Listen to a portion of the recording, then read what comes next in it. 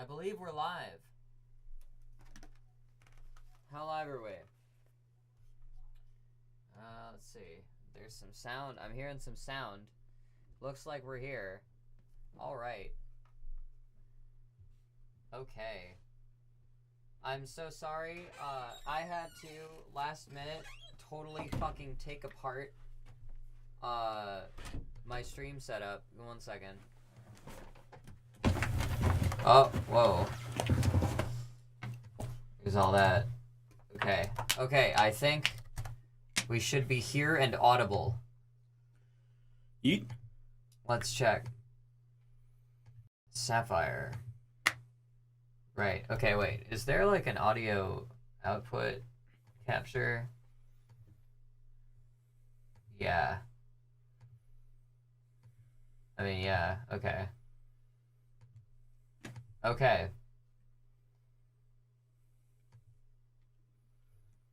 Alright. So, I'm setting up a few things. Welcome, everybody. Welcome, Eli. Welcome, Mochi. Welcome, Mars. Welcome, Stephanie. Welcome, At the Capson. Welcome, Graceland. Welcome, Eli. I don't know if I already said that. I had to totally dump my stream settings to get OBS to work again, and there was a little bit of an issue. I had everything all set up half an hour before we were supposed to start, and then 10 minutes before we were, or like 15 minutes before we were supposed to start, OBS decided to stop working, and I actually had to get rid of like everything. So I'm just gonna log in to Streamlabs again so I can pull the chat back up, and then we can just hang, talk, and we'll over the course of the night, Jared and I can take questions about this EP. We're gonna stream it all the way through at least once. Dole out some discount codes for the high-end case Bandcamp and all that. So we'll have we have a lot in store for you. I've mostly been talking. I don't have the webcam up yet, but Jared is right next to me. Ahoy! This is Rover Red, the other half of the Green Blues. I just waved even though the camera's not Yeah. going. But just know I'm waving at all of you. I'm sure they can wave back in spirit. Alright. Where's the... Here, let me pull up the chat here, too. Hi, Mochi! Alright. Hello, everybody. So... Where... Hang on. Why is it doing this? Oh, wait, no, that was the wrong... this one. I'm just trying to get the YouTube chat up in the Streamlabs thing, because I want to make sure we can all properly interact. Chat. Where's chat? Chat box.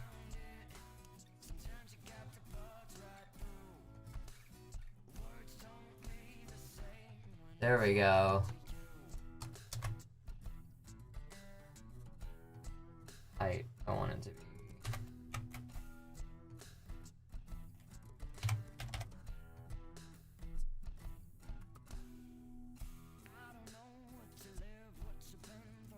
Yeah, let's do that.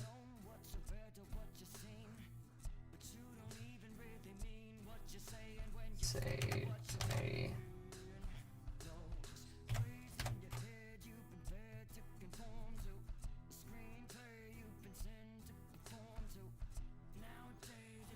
Just secured my... Alright. Huh? Secured the day off tomorrow. Nice. Fuck yeah. Alright, I think we got it. I think I got everything set up here. I just gotta... Yep, it's getting there. Oh! That was great. Okay, let's hope this works. We're here. We've made it. Welcome, everybody. The Green Blues is upon us. So, Welcome to this this pre-launch hangout stream. Let me zoom all this stuff. Felix Gates is now here. Let's see. Liz, welcome. I'm gonna plug in my telefono. Yeah. Hop on that strizine. Hell yeah. I don't speak English. I just speak an approximation of it. I'm pretty sure that's how it works with everybody, honestly. Nice. Christina Ellie, hello. Hello. Put my glasses on. Cameron, welcome. Nat North, welcome. A Yola. Yola? Yola. You only live always? Almost. You only live almost.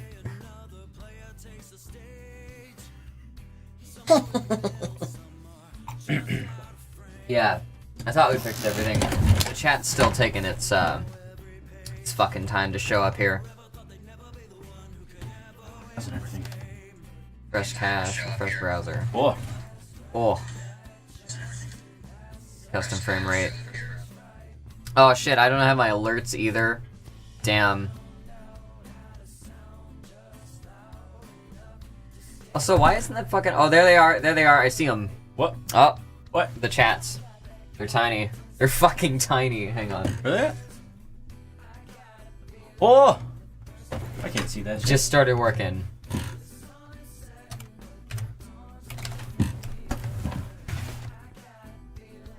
Alright.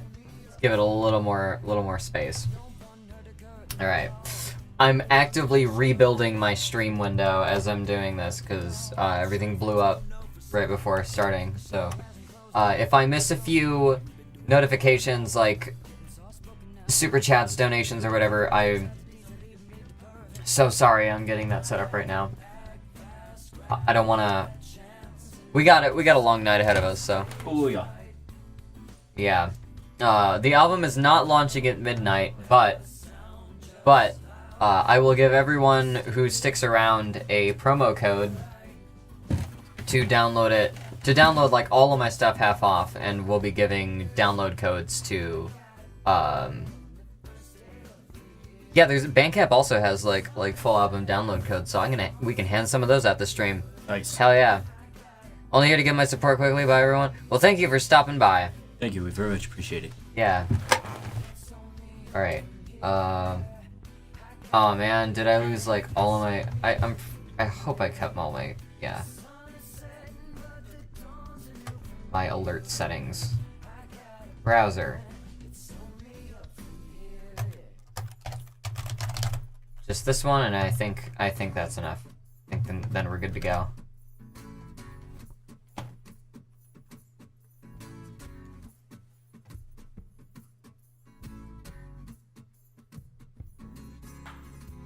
Just pre-ordered it before this? Hell yeah. Thank you, Mochi.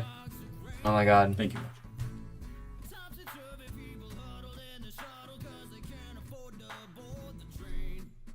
I can refund you and, you know, give back. You ruined my potential discounts. I'm so sorry. Alright. So, now that we got some people here, shut up, LMAO. I'm sorry. I'm streaming, though.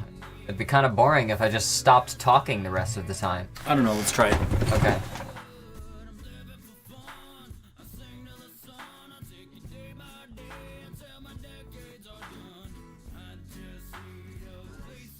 I don't You think were this is right. entertaining. You were right. Okay. Nope. Oh my god. Alright. Alright.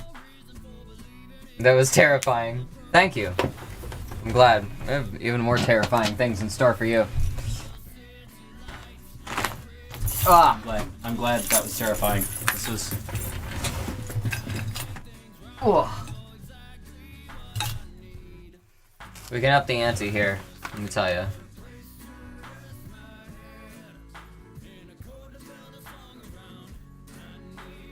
Oh, shit.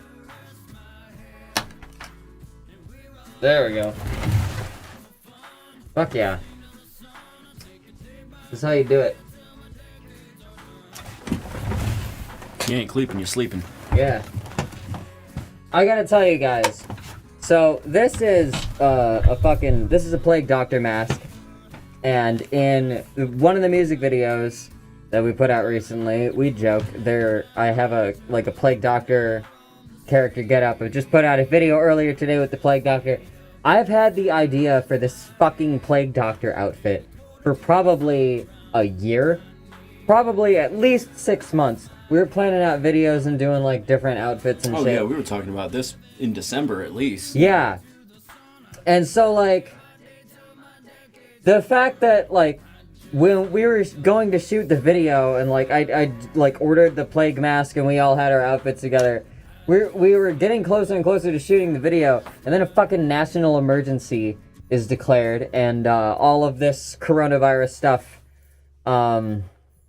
happened.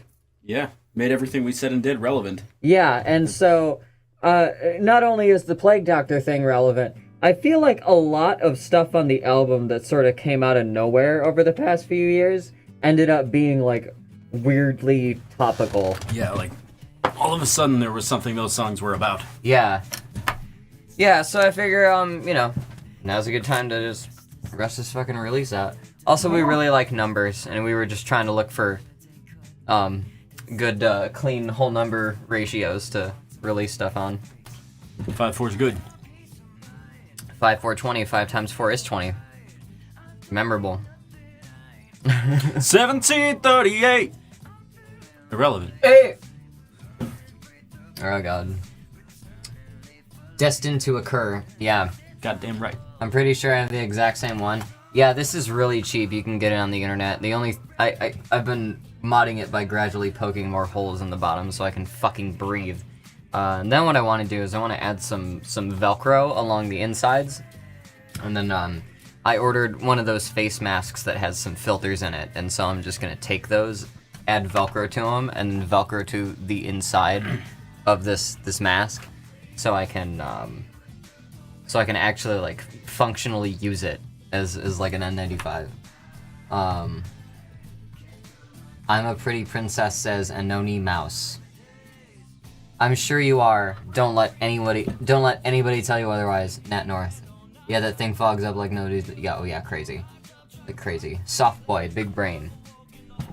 Soft boy, big brain. Sounds like Anoni Mouse.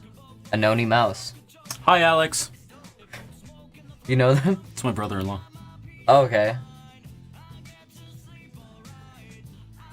Oh my god. Ignore my brother. Oh my god. The fam is showing up. Don't ignore me. I guess I'm not doing that. I see you. I guess I failed at that. Oh my god. Ha!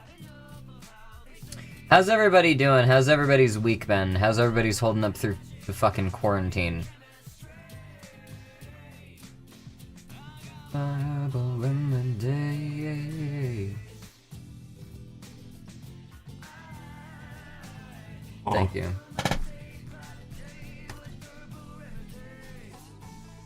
Alright. So, what patrons of High M Case would know is that all of these songs that are on this EP have been gradually being trickled out over the past, like, 6 months, past year. Had a hell of a time trying to do taxes. Got stressed and got high, so it's been a day. That's a pretty good mood. As okay. Alex T. As okay as quarantine week can be, as a quarantine week can be. Oh yeah. Things are, like, it's weird, because, like, depending who you are, things are either, like, way crazier and a lot scarier, or completely fucking uneventful and boring. Like, there is a harsh dichotomy between everything happens so much and nothing is fucking going on and people being, like, bored out of their minds. Omudon got stressed and got high. And on that dichotomy, a lot of us are finding ourselves flipping between one and the other. Everything happening, nothing happening at all. There is no happy medium. It's all just black and white. Yeah. And you keep getting...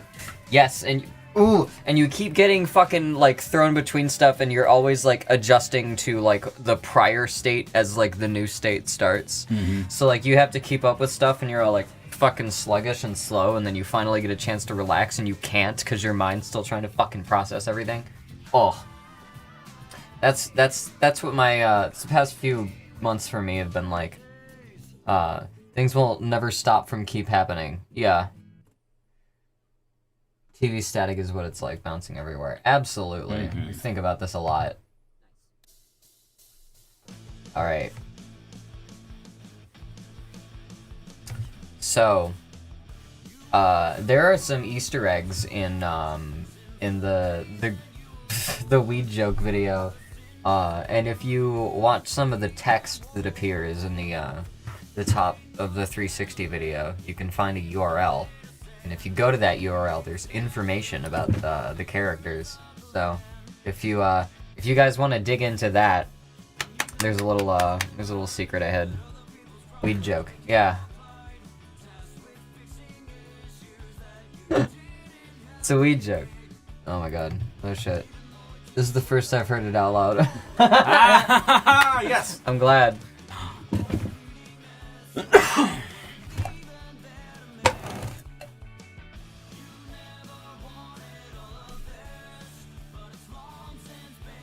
I got the album playing like really quiet behind everything too. Oh yeah.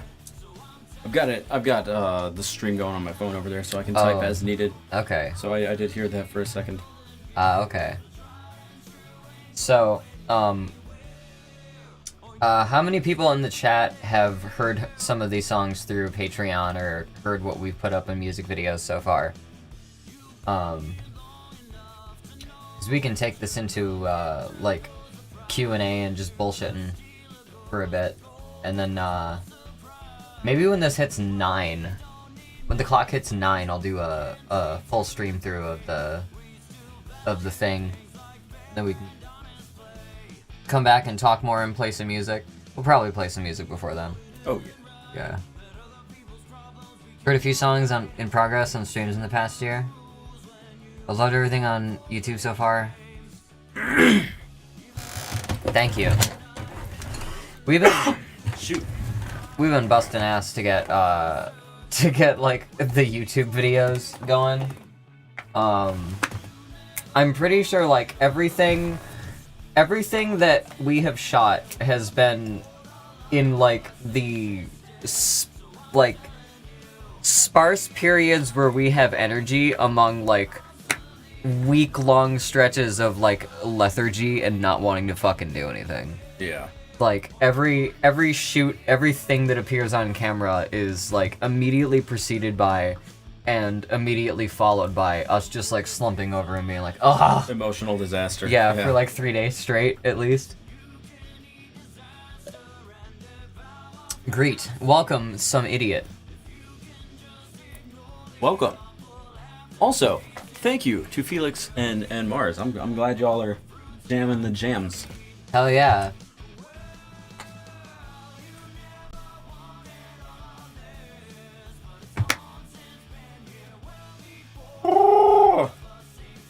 I'm just there's a lot of shit about this project that are just like, even though this is sort of like a bit more stripped down in comparison to like other shit that I've done over the course of a year, like doing a duet project or doing like a split EP and having this like basically being able to do like a half and half work with Jared after we've been playing music together for like 10 years. Yeah. Has been really cool. And I'm glad we can also like creatively combine heads on doing more music videos, which I said and I've been saying for like years, like there's gonna come a time when I'm just gonna start like just fucking dropping music videos, and that's this year, and here we go. Nice. It starts with the Green Blues. We've been talking a lot about different video ideas that we could probably start throughout the year. Some directly music related, some not. Like Dr. Video today was great. Thank you. You work so well together, everything just works. Thank you. Thank you so much. I think we agree. Yeah, I think, I mean, we've been doing it 10 years. yeah. And, like, our sounds and, like, our skill levels have both evolved. Oh, yeah. Since then, and, like, kind of meshed together a bit, like, the more that we've done shit. I'm so here for more music videos, you have no idea. Yeah, I'm thinking of actually reaching back into older stuff that I've done, too, and, doing some Jacqueline and Crow's Eyed videos. Maybe a couple things off of, I Am Case 2 and 3.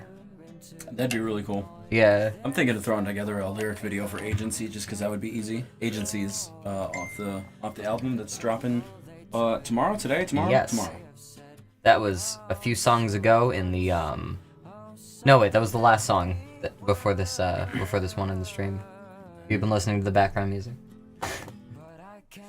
Oh, that'd be awesome. Ooh. So right now I've just moved. I don't have internet service at my new place. I have time to throw together the video, and then as soon as I have service, I can upload that. Yeah. So that should be coming sometime in the next couple of weeks here.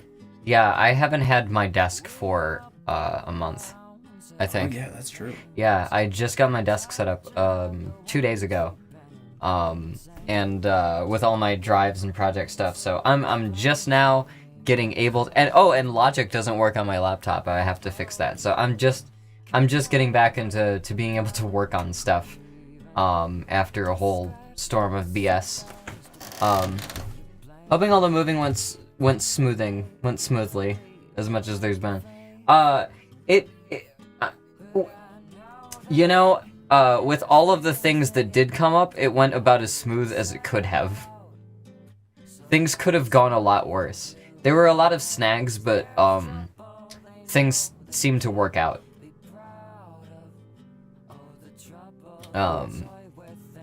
There's a whole fucking story behind what was going on, but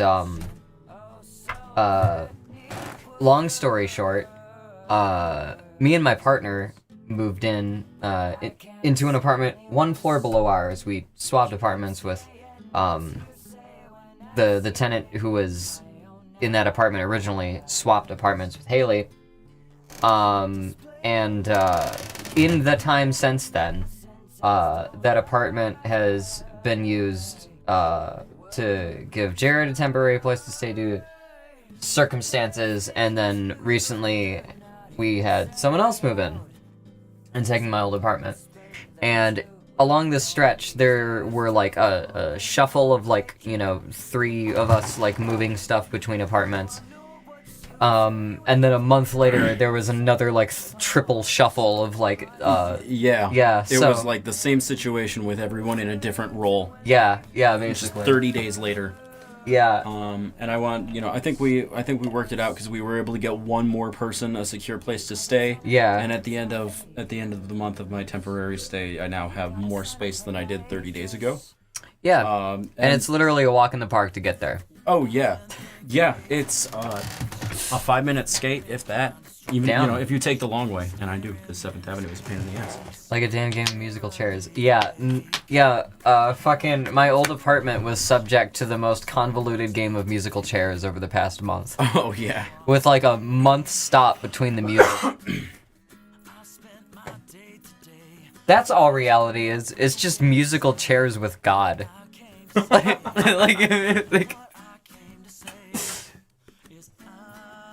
Oh my god. That's exhausting. Oh yeah, life is exhausting. This is significantly more exhausting than my move back in 2017. Things are also, emotionally heavy and, all sorts of kinds of heavy because of COVID and the different situations that. Oh my god! Thank you. Thank you so much, Master Nexion. Master Nexion. Hi, Case. I've been a huge fan of yours since you posted Battle Cry on Tumblr. Oh my god, that was the first time Case song. And I gotta say, your music has always been something I jam to feel better. So thanks for.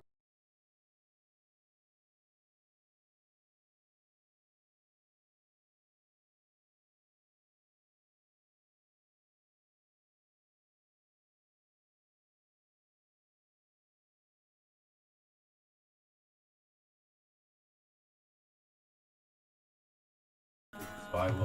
All right. Okay, I'm here. Oh, we good? We're good. Yeah. I'm sorry. Sound dropped out. Thank you so much for the $20, Nexion. Thank you so much for the $5 in Oni Mouse. Thank you, Alex. Audio just cut out. Yeah, sound's back. I'm sorry. Sometimes the sound cuts out when people send stuff because the alert noises work a little weird. Yeah. There we go. Now it's not gonna do that. Now it's just gonna play the stomp. Okay. Also, I got this. We're a little bit bluish here. I can. Where's green? Yeah. It's green now. Could you get the rail light? Fuck no. Well, goddamn. All right, here we go. It's green in here now. Oh my god.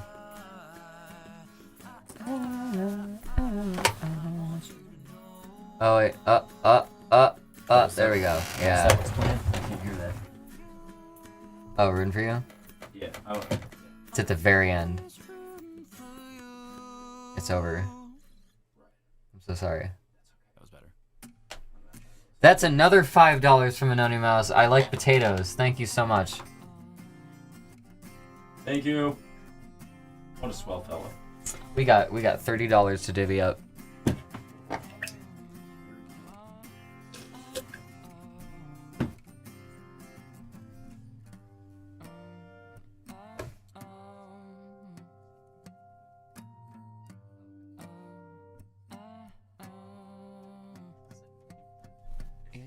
Alright. Oh. Here it is. There's the other notification. Thank you. Oh my god. So let's see here. It's 8:44. Can I ask why you decided on the 360 video for Weed Joke? Oh my god. Thank you, Stephanie, for the $20. Thank you, Steve. Can I ask why you decided on the 360 video for Weed Joke? I really love the video and just want to know what inspired that. 361 hasn't come out yet. Yeah, because you can't do 361 video. You can't do 720 video yet. Oh. But there's a notification. Thank you. Also, thank you for that dancing pair. It appears to be. The real answer is we had a 360-degree camera, and just like, you know, the idea of like, oh, I used this once 3 years ago. What's another application for this? And I don't know. I had the vague idea for a while of putting a 360 camera in the middle of a bunch of musicians, kind of standing around a table and just kind of doing like the opposite of that one Offspring video where they had a grid of. Doing the Offspring in that one Offspring video where they had like the grid of cameras, and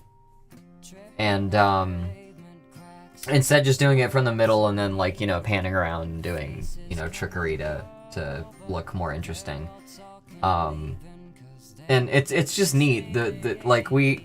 Someone once dropped off a bunch of like cheap plastic VR headsets because I guess they had a surplus of cheap plastic VR headsets.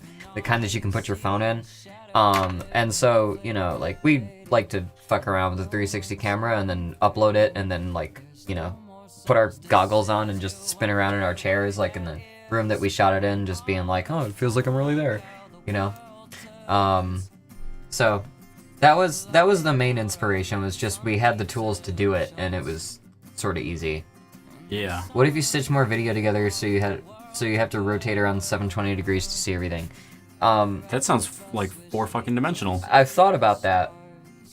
It would basically mean that like there'd be like 2 equirectangular 360 videos like that would stitch, and so like if you pan all the way around in 360, you'd only be like halfway there, and you'd have to pan around like twice.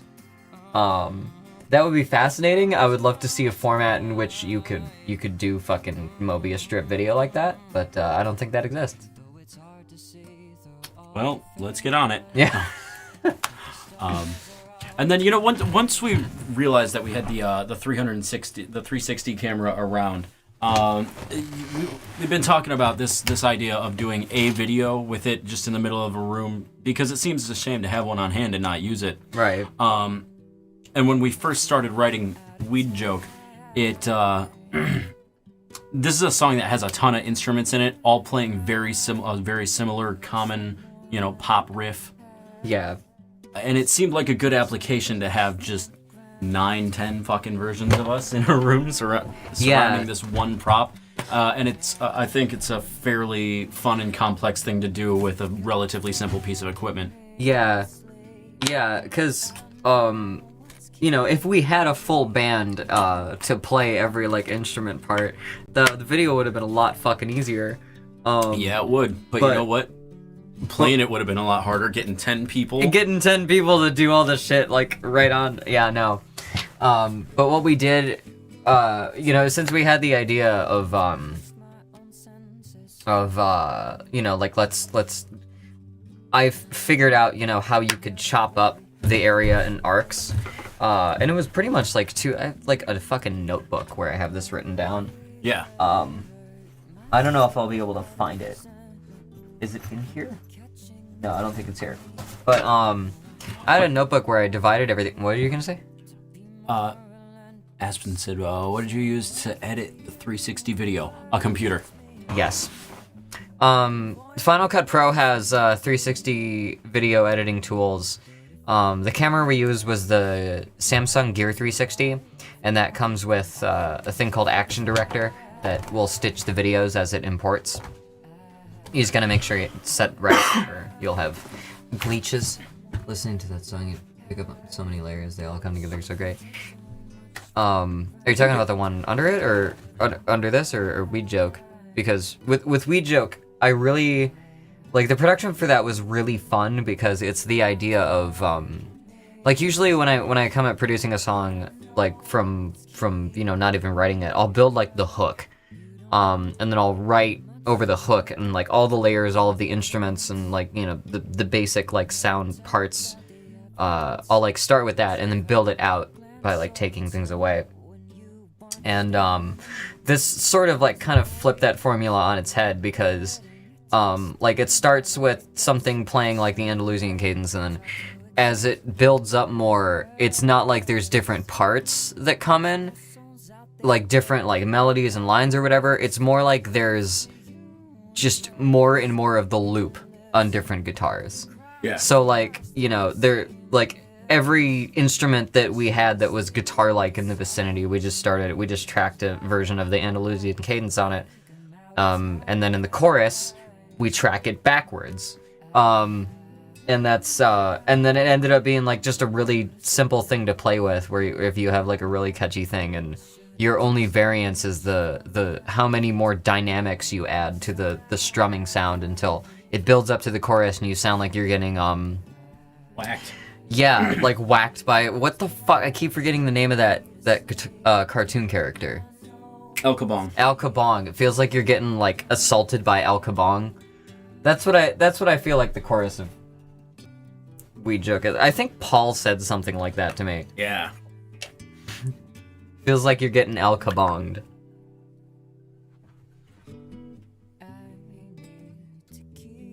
Okay, genius. What a reference. Yeah, also speaking of reference, the song playing under this right now is called Keep Me Up, and it's sort of the third song in the Fever Dreamless trio-ish.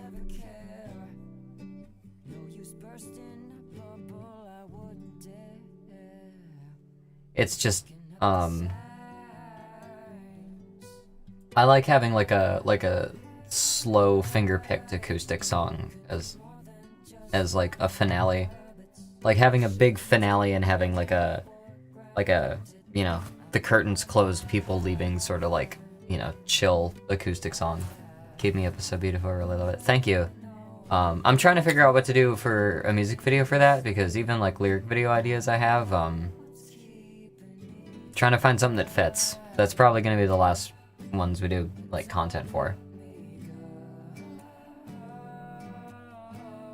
In a week or so, we're gonna have to figure out how to screen cap ourselves arguing on Facebook. Oh yeah. For a music video. Of course I know.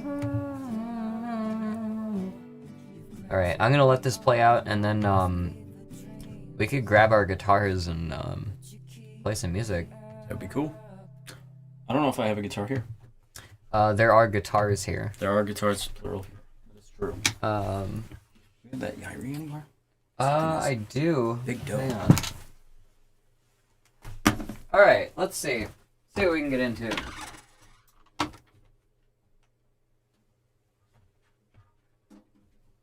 Ooh.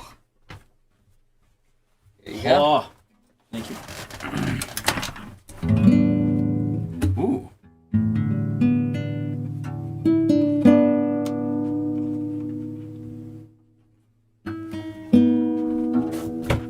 Oh.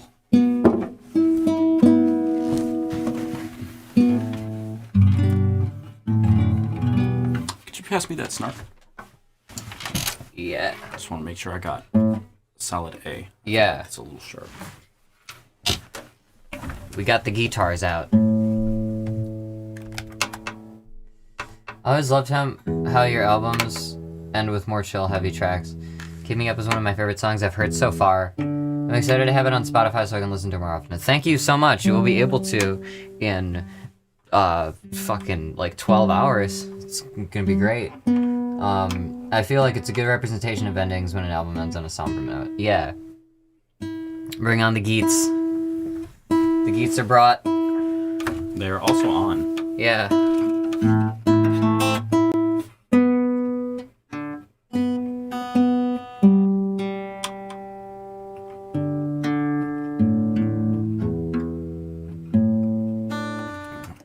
Cool. I think I'm... Play E minor. I think we're good. Alright. So we have some guitars. What do you feel like playing with these guitars? Teo Vela. Hello! Hello, Teo Vela.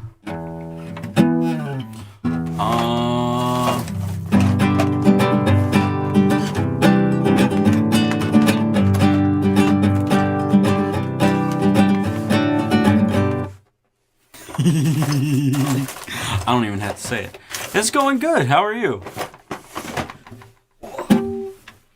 I gotta find a pick. I know I got some. Alright, well, while you're doing that, I'm gonna play this song. Do that. There once No!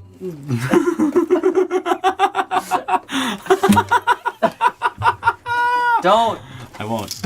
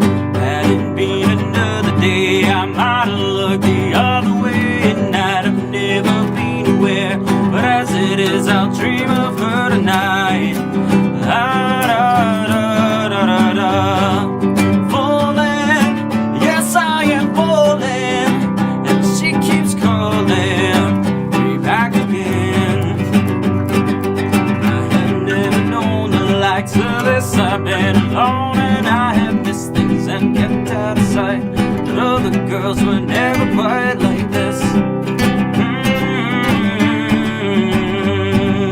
Falling, yes I am falling, and she keeps calling me back again. Falling, yes I am falling, and she keeps calling me back again.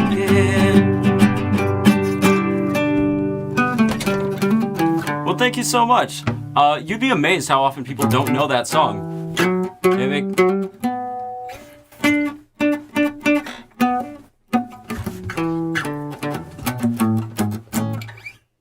Who did that song? The Beatles.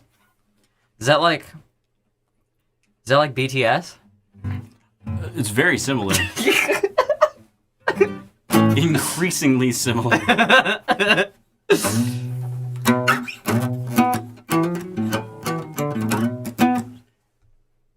Oh my god. It's a Sunday. I hope you hold up, Teovilla. I hope things get better. I'm sending you good vibes. Yeah, we're sending you thoughts and prayers. Other kinds of musical good vibes. Not too much we can do from across the street, across the country, but hoping the best for you.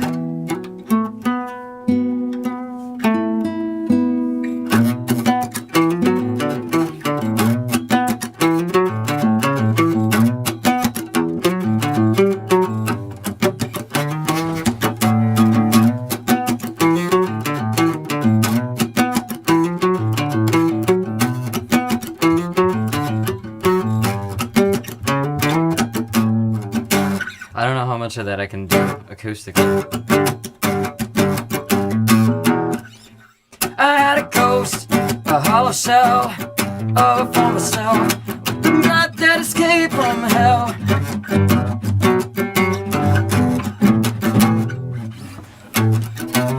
There's a lot to that. Yeah. Oh my god. Is there a point where you can play just about any song with a little thought, or is it necessary to spend a lot of time on it? The longer you play, the closer you get to being able to play any song by ear. I will say that there are a few key things you can learn that will help your ability to play any song with ease. But those things, in my experience so far, have actually applied more in the sense that they make it easier to play other instruments. So, Case and I are both at a point now where we can pick up pretty much any string instrument that you like strum and has frets. And even if we've never played that particular instrument before, we can pretty quickly figure it out. So, I could pick up a banjo and play the major scale on it, even though I'm not a banjo player. And that's more what becomes easy, in my experience, than just getting to a point where you can play songs off the bat. I think it is pretty easy to learn how to play songs off the bat once you get to a certain point in music theory. Oh, yeah. Because you'll start to realize that especially with like pop music and certain kinds of like jazz music or R&B, like different genres tend to have similar chord progression tropes. Not all of them have the same chord progressions, but there's a certain kind of song that will use deceptive cadence more so, or do chromatic slides down. There's certain genres that rely more on 2-5-1 there's stuff like that. And when you start to know like genres of things, and the shapes and the motions and the way that they move around stuff, you can sort of hear like, okay, if the first chord is minor and then it moves to this, that chord's probably going to be major, and like you can start to understand the different shapes. Thank you so much again, Anony Mouse, for $2. Oh my god. What a guy. Thank you so much.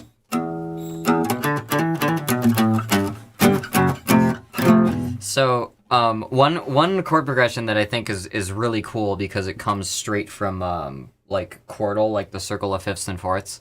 If you go like up and down the circle of fifths, you get that 2-5-1 progression that's in like every jazz and like every resolution ever.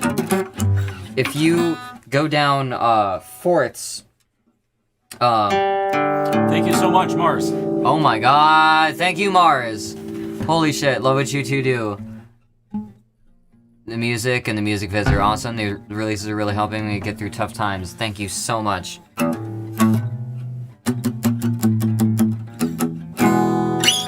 But what was I was gonna point out this chordal chord progression. If you just start on the bottom 4 strings of a guitar, or the top 4 strings, the thicker ones. That's actually a really common chord progression, and you won't think about it like unless you start with the last one and use it as tonic. Use that one where you land. Use that as the ground and use it as home. And then so that's 1, 2, 3, 4. That's a bit high. If we move that down an octave, oh my god. There's like a fucking auction going on here now. Thank you, Anonymous. Neither my soul nor my genitals are for sale. But feel free to keep. Thank you very much. God. Let me finish what I was going to say about this chord progression. But if you move that top one an octave down, you get... Which, I don't know if you know, but anyway, here's Wonderwall.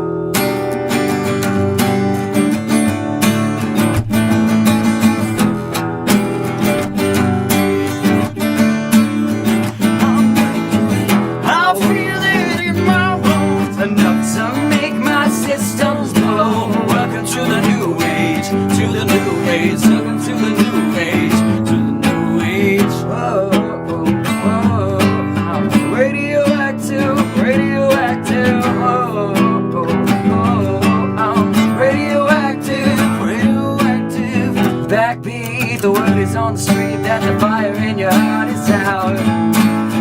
I'm sure you heard it all before, but you never really had it out. I don't believe that anybody feels the way I do about you now. And wait, fuck, where's that? My shadows only wonder what's beside me. My shallow heart's the only thing that's beating. Sometimes I wish someone up there will find me. Till then I walk alone. Anyway, that chord progression is I think it's Dorian technically, but it's just following roots down fourths. So I like that. I think that's fun. Mash up with the century. We could just keep going on that. Honestly, welcome Vrondi. Welcome Red Thorn, by the way. Honestly, we could look at just like a list and probably just go. Oh yeah. Same thing with Andalusian cadence too. Oh, there's so many. Okay. What? I know how to play this song.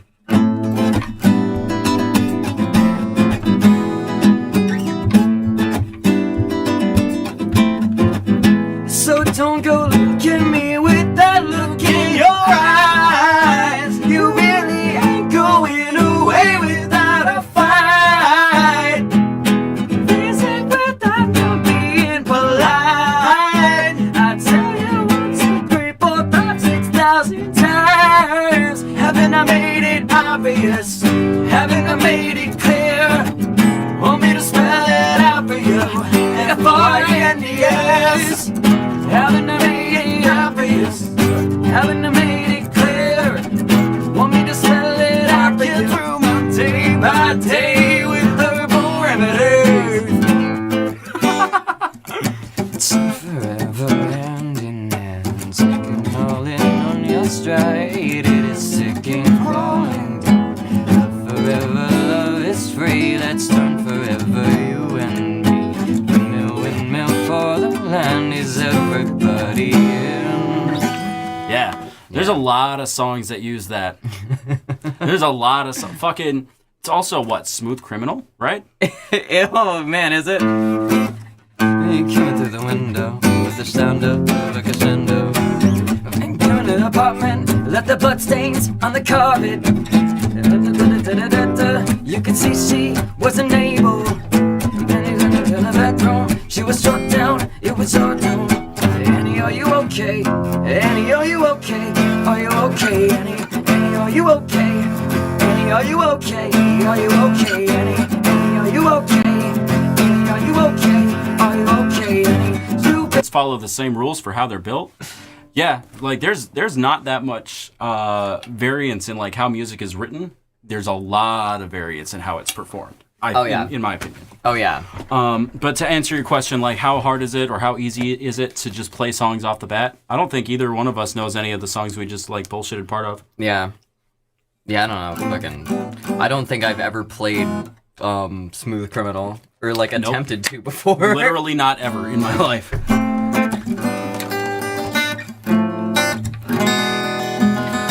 write a song with that riff. We should. I mean, fucking. Let's see. That's impressive. Well, thank you. Been doing this shit a long time. Oh yeah. We've been doing this long enough to find out that people trying to make it look like complicated or wrong. You need to know, like, ways that things relate to each other once you start playing shit. It kind of doesn't fucking matter what notes they are. It just matters how they relate to each other. Right. And that's why I like guitars and other lutes as opposed to, say, a piano or keyboard-like instruments. With that said, I like all instruments. I just think music is great in general. But you're gonna find me behind a lute a lot more often than you'll find me behind a keyboard. Yeah. We're both in front of a keyboard right now. You just can't tell it's covered. Right. Yeah. Keyboard's behind us. But what I like about that is a keyboard is sort of a one-dimensional instrument. All the keys are laid out left to right. Yeah. For the most part. And because there's a little bit of variance in which keys are further forward and which ones are further back, the way that you play, say, an E minor chord requires a slightly different fingering than the way you would play, say, an A minor chord. Whereas, like, on a guitar, that difference is really, really quite minimal. You know? Guitars, the way that guitar-like instruments present chords, it's always like what's available based on your physical location on the instrument. And so like tuning, so much depends on like how something is tuned. You can't tune a piano there is no alternate way to tune a piano besides wrong or to a different frequency. Like right. Guitars, so much of the way that you play them and any like guitar-like instrument changes because of like the intervals between the notes. But and then what happens is you have a couple different ways to build any kind of chord you need, and you can just move your hand position up or down to get the right kind of chord at the right pitch.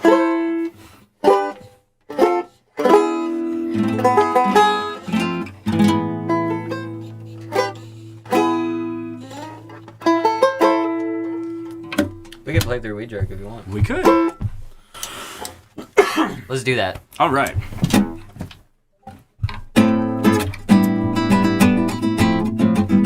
Wow. Thank you so much. Oh my god, thank you. Do all banjos have a short string like that? All of them? No, but originally, yes. It's called a drone string. Yeah. I don't know much about instruments with drone strings. Yeah, and I don't even fucking use mine. I literally just take it off the board and put it against the snare. So, one day I'll get a tension rod that tunes right, and then I'll learn how to use this shit. They do make banjos without them, but with the drone string came first, and then a lot of more Western musicians decided that they didn't care for it very much, and did away with it. I would love to have a 4-string banjo. Oh yeah, that's what I have functionally. But all right, thank you so much again for that donation, Teo. We're gonna play you something.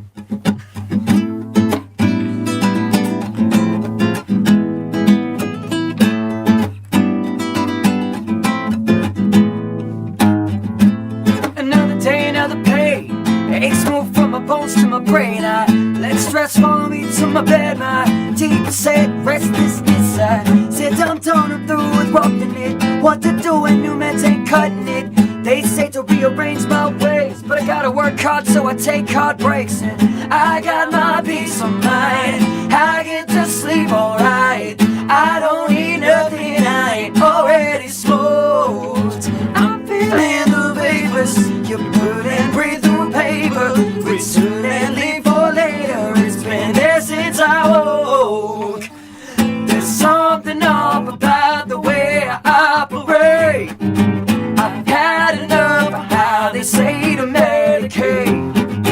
But I got magic in my body chemistry.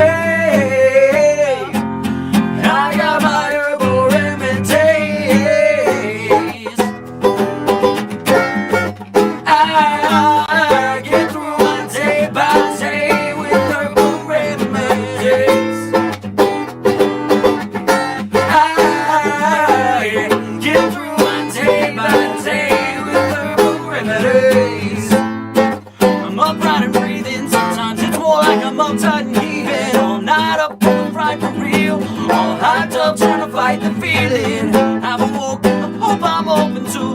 Figured out how to cope, how I wanna. Invoke folks to invoke the Joker too. It's dope. The folks smoking the prana. I got my peace of mind. I get to sleep alright. I don't need nothing, I ain't already smoked. I'm in the vapors, burn and breathe through paper.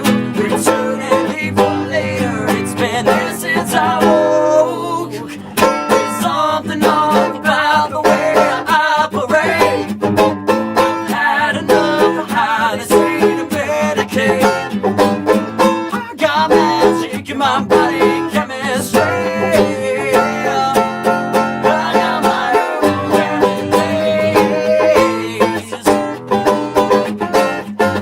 I get through my day by day with herbal remedies.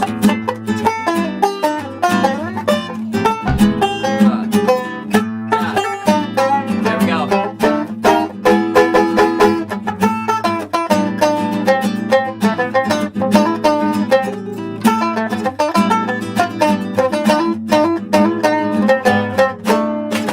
Going the clouds and floating there. Your heartbeat slows until you go again. You're chasing the dragon of long walking dead. He said you got your ticket price, now turn your token in. Yeah, I got my peace of mind. I get to sleep alright. I don't need nothing, I ain't already smoked. I'm in the vapors, you burn and breathe through paper. It's soon and leave for later. It's been there since I woke. There's something off about the way I operate. I've had enough of how they say to medicate. Got magic in my body, chemistry. I got my own remedies.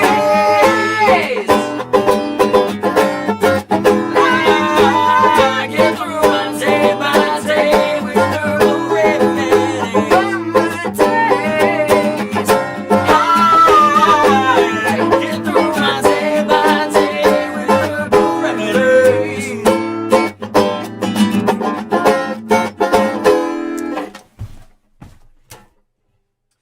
I'm ashamed of that fucking banjo solo.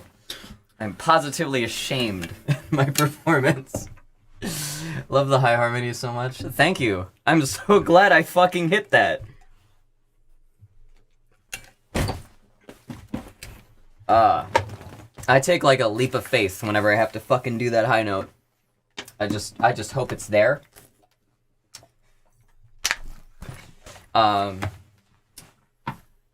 And sometimes my faith serves me well, but sometimes God works in mysterious ways, and by that I mean my fucking voice cracks. By the way, I have no idea how to pronounce your name. Athik Aspen?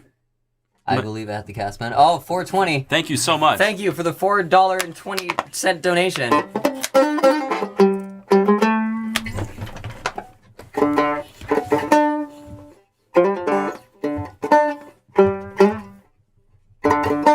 Good, I'm glad to hear it.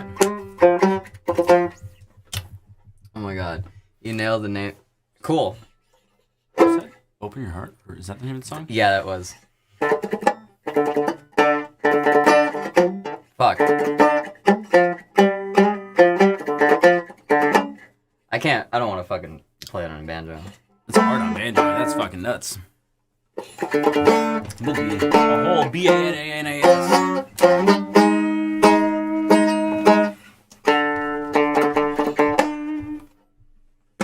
Thunder, rain, and lightning. I love the banjo solo. Thank you. I do it better in the recording. Trust me.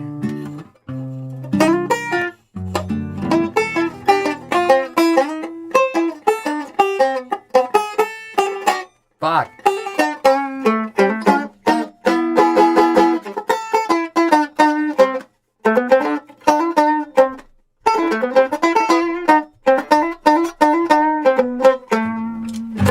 Cool.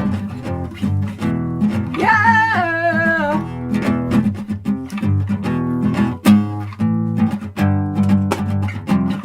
It would be cool to do like a metal-ish version that song eventually. I'd love to just cause I already growl through most of that song. Oh, same. I'm supposed to sound like I was trying to fucking sound like I'd been smoking for a while. The growl I end up with would actually be suited for fucking riffing under that. Oh yeah, and if we switch that bass out, the bass riff in the post-chorus thing. Yeah. To power chords on a distorted electric guitar. I get through my day by day with herbal remedies. I get through my day by day with herbal remedies. Maybe a little too heavy. Getting real serious about smoking. That's maybe a little too heavy for this application. Yeah. We'll do a metal EP one day. Oh, ooh. You're gonna start playing some. You two ever gonna do any more? We have a news desk. We'll see about that. Maybe. Yeah. I want a Case Jackal death metal album. We'll get there. We'll fucking get there. So a lot of y'all might not know the story of how we met. Yeah. May I tell that story? Go for it. All right. So I have a brother who plays bass, and it used to be that I only played guitar. It was my only instrument. I did not play bass or any other instrument or any of that. And my brother was in a thrash metal band. I didn't go to public school, but I went to hang out at my then girlfriend, now wife's school. She's actually here in the chat with us. And I was outside of her school, and some dude comes out, and he's got the name of my brother's band on his binder. So I go and I talk to that guy. This guy's name is Eric. Eric and I strike up a friendship, and I start playing over guitar at his house. And he said, "Hey, your brother never shows up to band practice." Well, I knew that. He was hanging out with me all the time. But you should come fill in. You should come fill in on bass for us. And I said, I don't play bass. And this went on for maybe 2 rehearsals, and I came in one day and I said, all right, I'll fill in for bass for 2 hours because the band had a show coming up. And I picked up bass, and within 2 hours of the first rehearsal, I said, that you don't need to find a replacement bassist. And that was the first day that I ever met Case. And the reason all of this is relevant to anything is we were a thrash metal band. Yeah.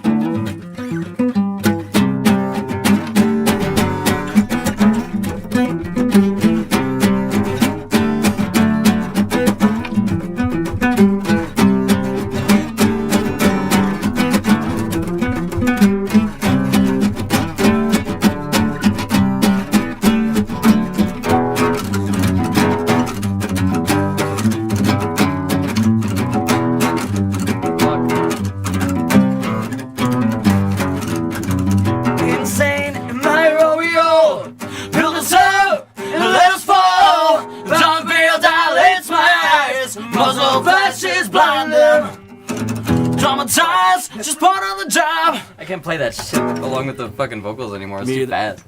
Yeah. Gotta relearn that shit. Well, the TDD. Oh my god. Oh yeah. Oh my god. Need to learn guitar recently.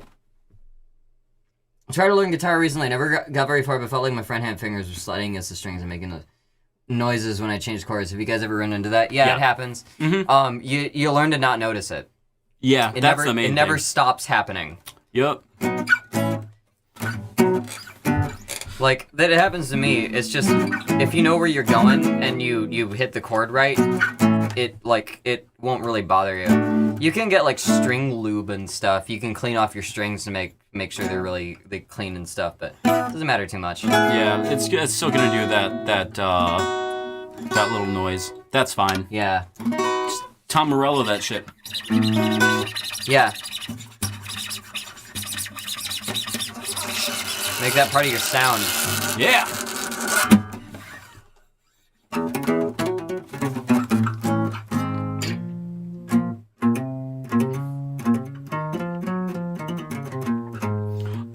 I've definitely had the experience, but of trying not to skip a part of a song. But it's been a long time. I think the longer you play, and especially the longer you play in groups, the more you can kind of just muscle memory your way through a song and not get kind of swept up in the anticipation of the fun part. Yeah, because a lot of like songs happen in patterns, and so it becomes one of those things where like if you know like a song in and out, your brain doesn't really want to skip to any parts of it because you want to stay locked in the pattern because you want to make sure you're in time when the part you get to starts. But yeah.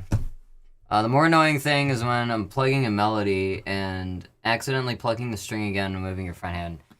Yeah, I mean, like, you just kind of got to practice your way through parts like that sometimes. Like, some sounds and stuff won't go away. Some mistakes are just, you hammer them out by just practicing the parts.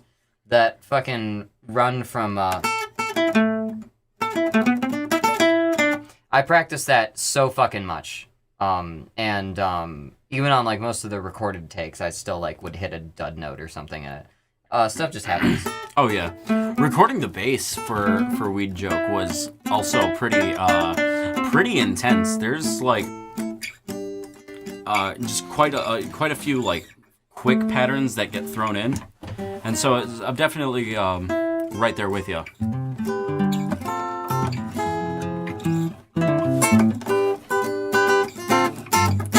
I actually had a huge heads up, or a huge head start learning banjo because I tuned my guitar so that the highest string isn't in unison with the lowest string, it's in unison with the D in the middle.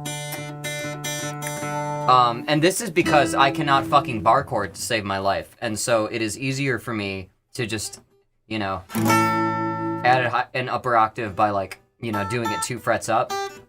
And also, it enables a lot of, like, open, like, chords and stuff that I can't get otherwise. So, On that note, Case and I rarely play together in the same tuning. Yeah. Unless we're doing a cover that, like, calls for it. But, like, when we write songs together, we're typically, we have that difference. I like to play an E standard, and Case has the bottom and I have the drop to D. Yeah, reverse drop D, I call it. Yeah. RIP finger pads. I mean, I know damn good and well I haven't had finger pads for 10 years. I have more finger pads. My finger pads are thicker. There is more mass to them than before. I still have fingerprints somehow. I don't have fingerprints on the very tips of my fingers. They're just... Yeah, there's a little bit of area where it's all scar tissue, but yeah.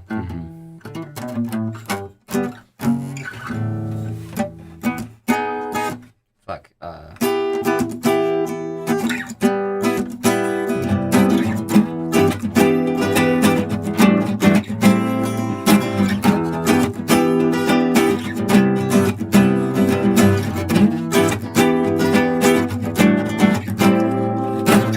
Been reading vibes from day to day to day.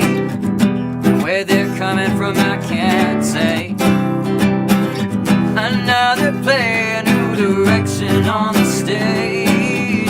It just says act, it don't explain a damn thing. I had it act fast, grab that chance, pass up the stage right. I found out how to sound just loud enough to stay tight to the playwright. I got that confidence that comes from burning fears. I got a feeling on the first day of the year. The sun is setting, but the dawn's a new premiere. And I got a feeling it's only up from here, yeah. Every other day another player takes the stage. Some are in the middle, some are just out.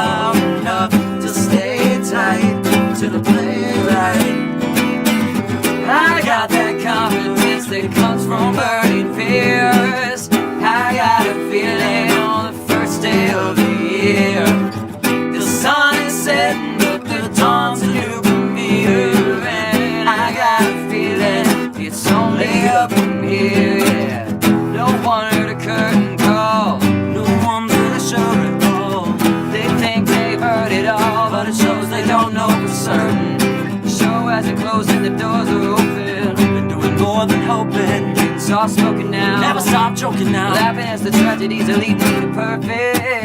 I got that confidence that comes from burning fears.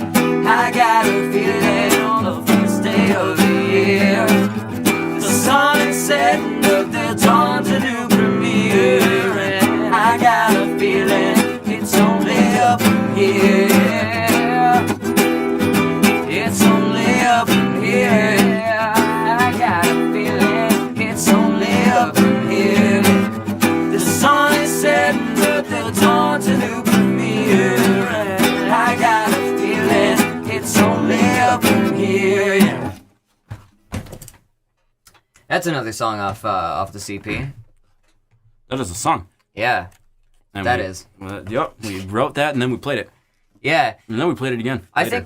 think that's like the oldest one off the CP. Oh, that's definitely the first one we wrote that wound up on the CP. Oh yeah, That was, I think we wrote wrote that that- before we even came to the idea of doing an EP. Yeah. Yeah, it was just like, oh, let's write a song. We were walking around in the middle of the night. Yeah, I just happened to have my guitar strapped on me. Yeah. And, We were just writing lyrics while we were back and forth. yeah.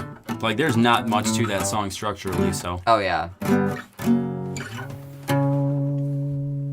Oh my god, I remember that popped up on Patreon ages ago. Yeah, that was about 2 years ago.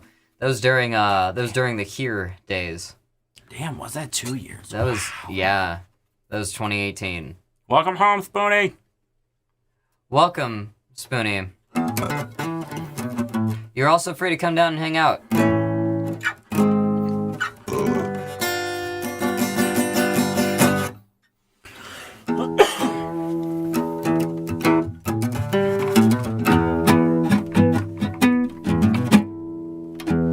It'd be funny if we did that song, and then cued the like full stream to play through. Oh, And so it's like, yeah, let's see. Okay, so, wait, okay. Does covering songs feel like an advanced version of singing for fun, or does it feel more like you have to know how it feels to play a song? Is it for fun or is it for science? It depends. Both. It really depends. it can be either one, but I think for me it's most fun when it's both. Yeah. I think songs, it's really fun to go back to something that's nostalgic, just to like do it for fun. It's also fun to like hear something that you've heard forever and think like, I really want to play that. I really want to learn how to play that and like do something that's challenging. Like when I go at like wanting to cover Master of Puppets, it's from a or wanting to cover like I used to do Bohemian Rhapsody on stream. I used to do What a Catch Downey on stream. I used to do like when I go at covering stuff like that or King of the Clouds, it's because I want like there's an aspect of it that's difficult that I want to like just do and say I did and like learn. Yep. Yeah. But you know, when I did like Can't Get My Head Around You or Smells Like Teen Spirit, that was just fun. That was just I could do that. Oh, hell yeah. Yeah. Speaking of covers,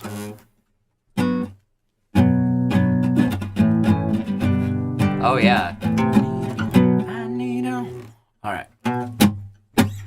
I need an alarm system in my house so I know when people are creeping about. These people are freaking me out these days. It's getting hectic everywhere that we go. They will leave me alone. There's things they all wanna know. I'm paranoid of all the people I meet. Why are they talking to me? And why can't anyone see? I just wanna live. Don't really care about the things that they say. Don't really care about what happens to me. I just wanna live. Just wanna live. Just wanna live. Just wanna live. Just wanna live. Just wanna live.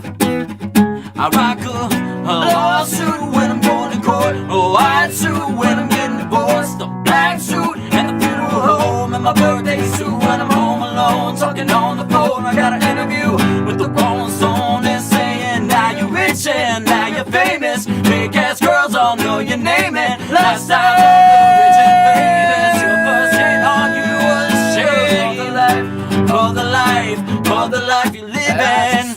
To live. Don't really care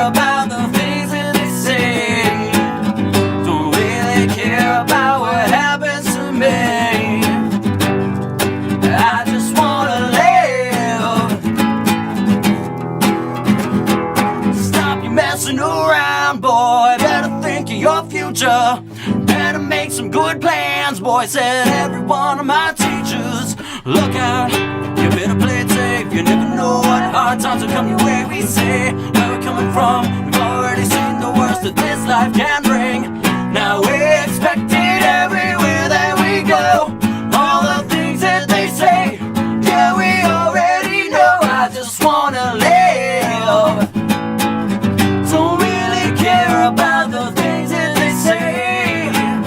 Don't really care about what happens to me. I just wanna live. Just wanna live. Just wanna live. Just wanna live. Just wanna live. Don't really care about the things that they say. Don't really care about what happens to me. I just wanna live, motherfucker. That last word is not part of the song. Yeah. It's Good Charlotte. Yeah, Good Charlotte. I Just Want to Live is their second hit. Yeah. Apparently. I actually didn't fucking know that song from Good Charlotte before you started playing it. Really? Oh, damn, that was probably my favorite one. I couldn't name another Good Charlotte song. I can name two more. The World is Black and Lifestyles of the Rich and Famous, which I would never have heard of if I didn't know I Just Want to Live. Oh yeah, okay. Now I know that song. Okay. I remember Good Charlotte.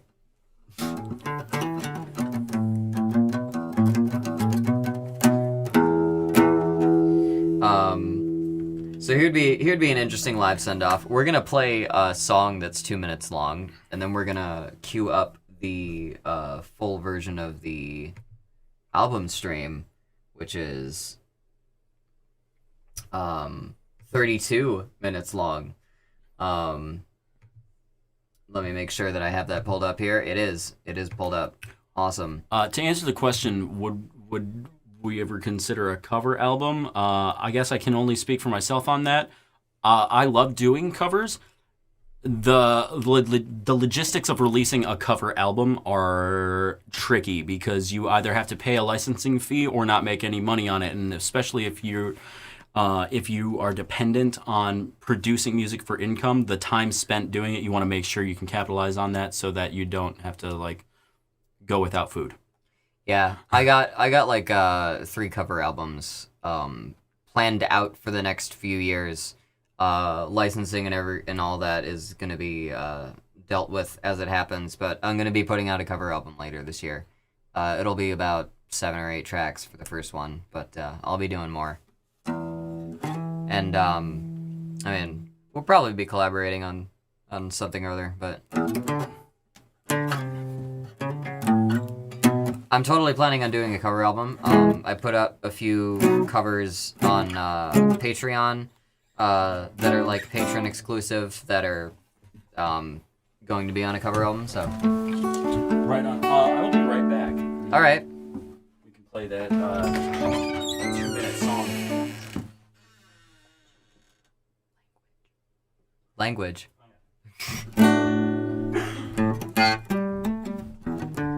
Jared's taking a break. All right.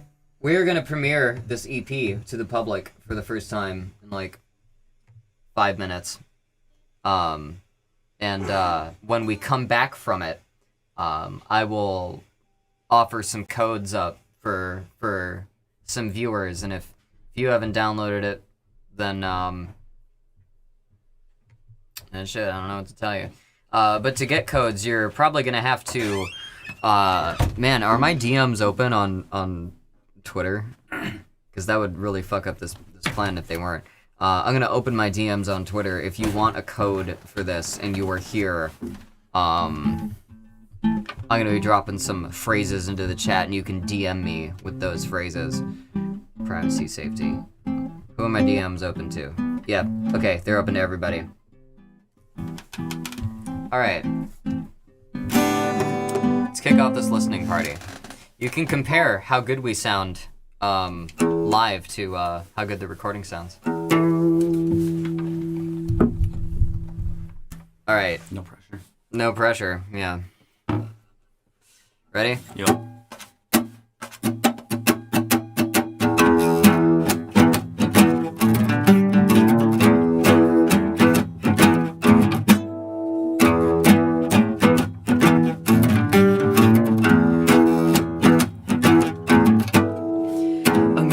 walls trying to talk to you. I don't know what I gotta offer you.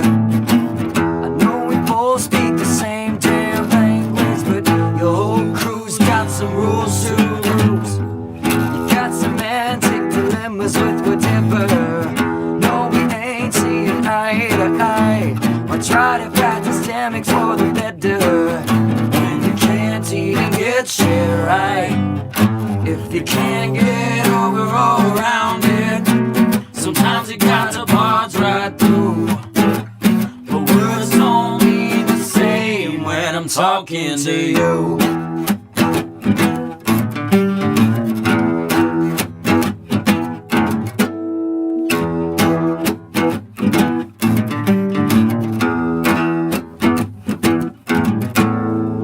So I don't know what you lived or what you've been through.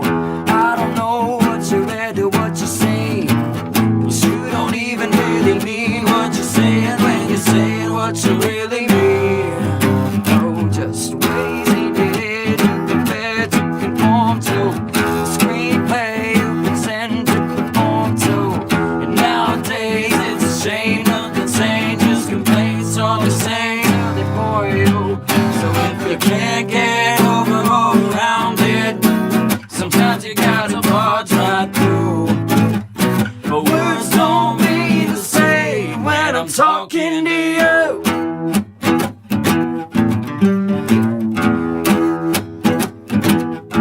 Said if you can't get over or around it, sometimes you gotta barge right through.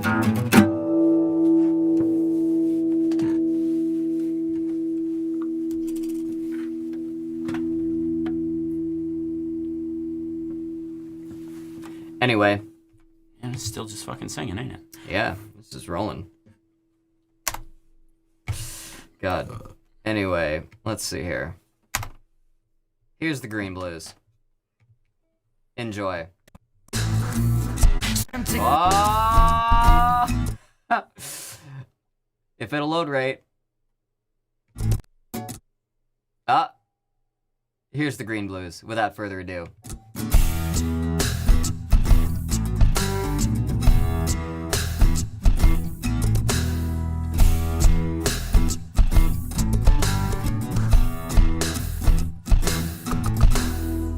I'm hitting walls trying to talk to you. I don't know what I got to offer you.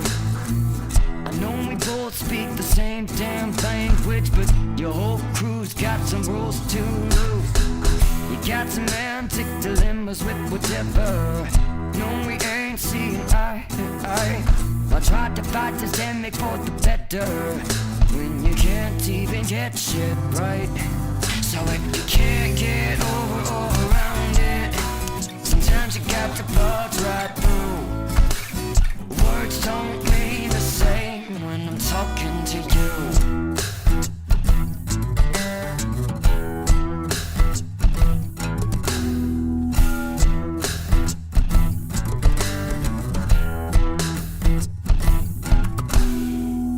I don't know what you live, what you've been through. I don't know what you read or what you've seen. But you don't even really mean what you're saying when you're saying what you really mean.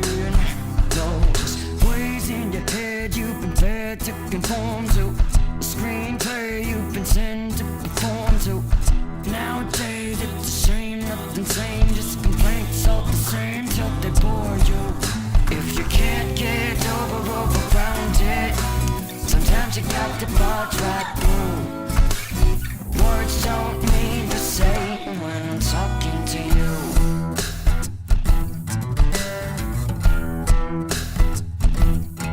Said if you can't get over or around it, sometimes you got to barge right through.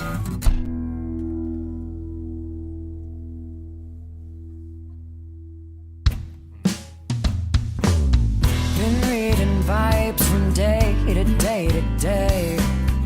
And where they're coming from I can't say. Another play, a new direction on the stage. It just says act, it don't explain a damn thing. I had to act fast, grab that chance.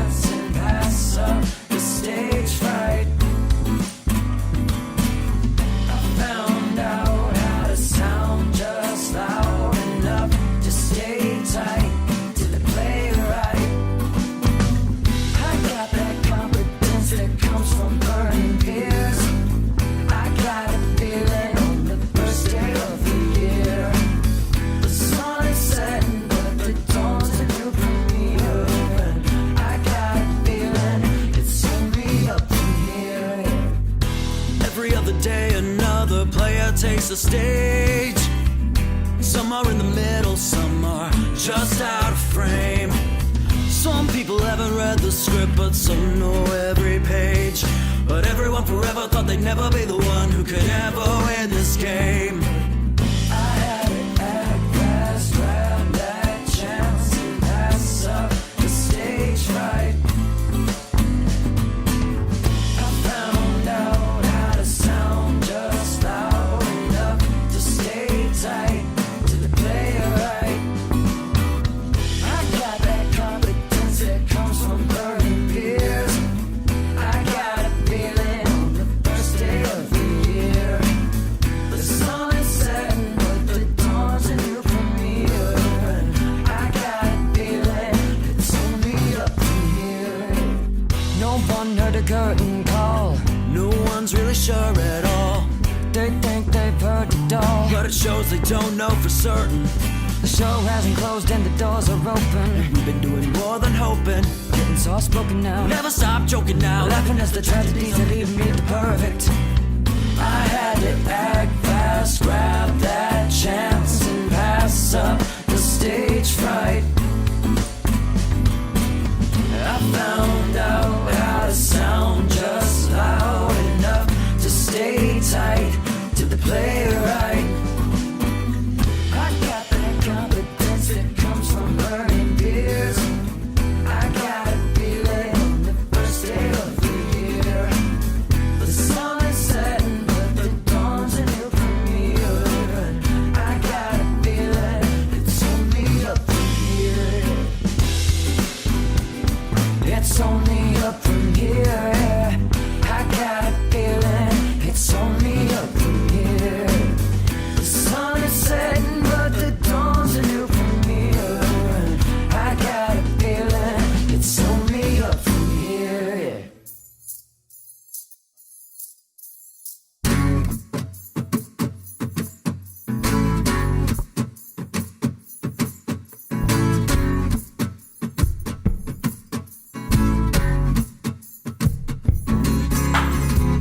Hot concrete, living in the jungle where the puddles flood with toxic rain.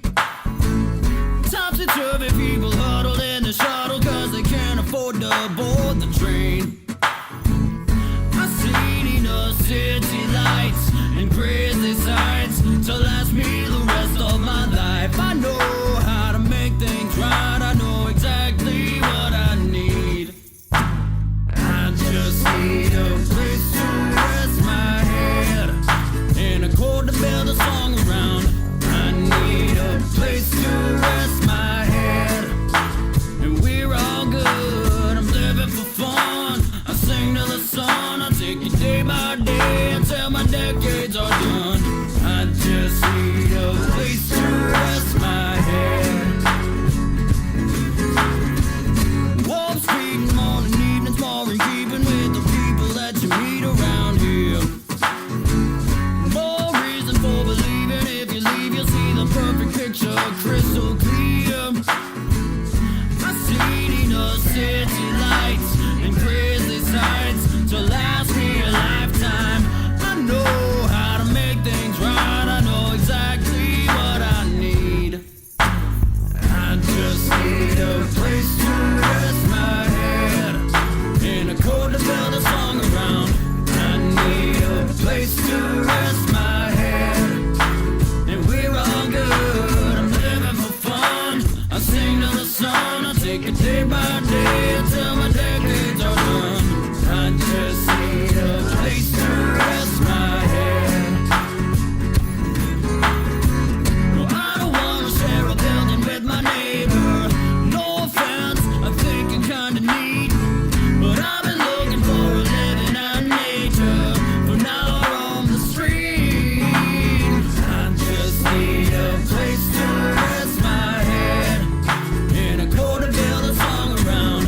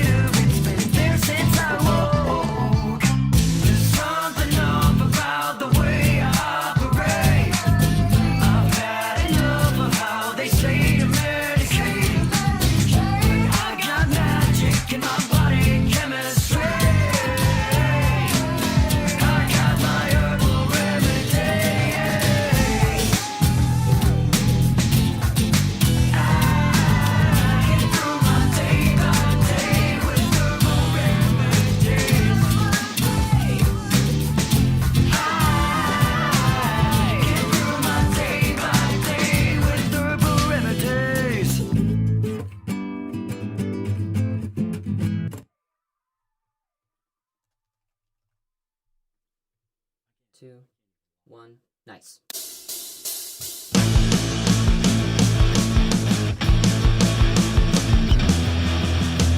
You watch the world turn to ash since the day that you were born, and took the cinders in your hands to keep them warm. There ain't no settling with people made of sand, 'cause we ain't settlers, we're fixtures of the land. And even though it isn't right that other people's problems became your plight, tasked with fixing issues that you didn't help create, even though it keeps you up at night, there isn't anything you do but stay and fight and keep on cleaning messes you weren't even there to make. You never wanted all of this, but it's long since been here, well before the lot of us existed. So I'm telling you, we are not beholden to obsolete and olden views. The tried and true ain't going anywhere, or you wouldn't still be there.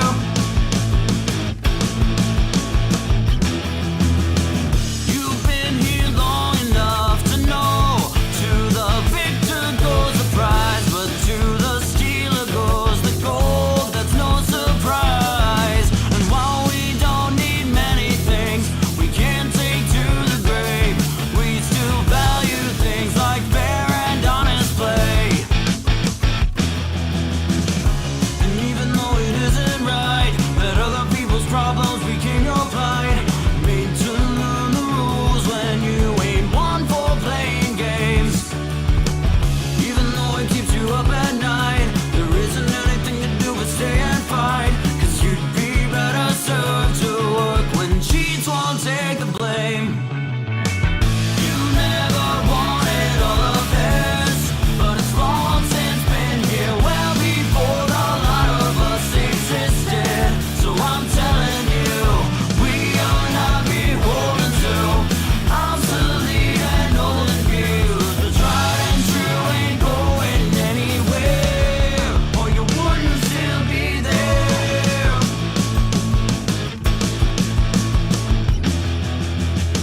The way things are is not the way they have to be. You can eat disaster and devour fallacies. If you can just ignore the awful aftertaste it leaves, there'll be nothing left but the fruits of life to eat. Well, you never wanted all of this, but it's long since been here, well before the lot of us existed. So I'm telling you, we are not beholden to obsolete and olden views.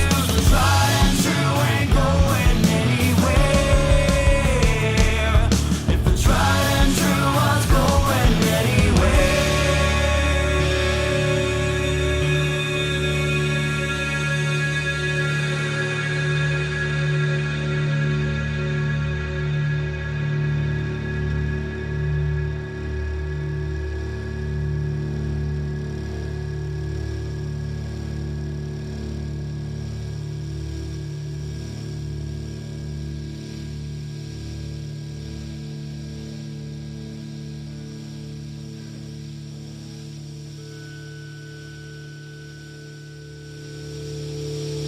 You wouldn't still be there.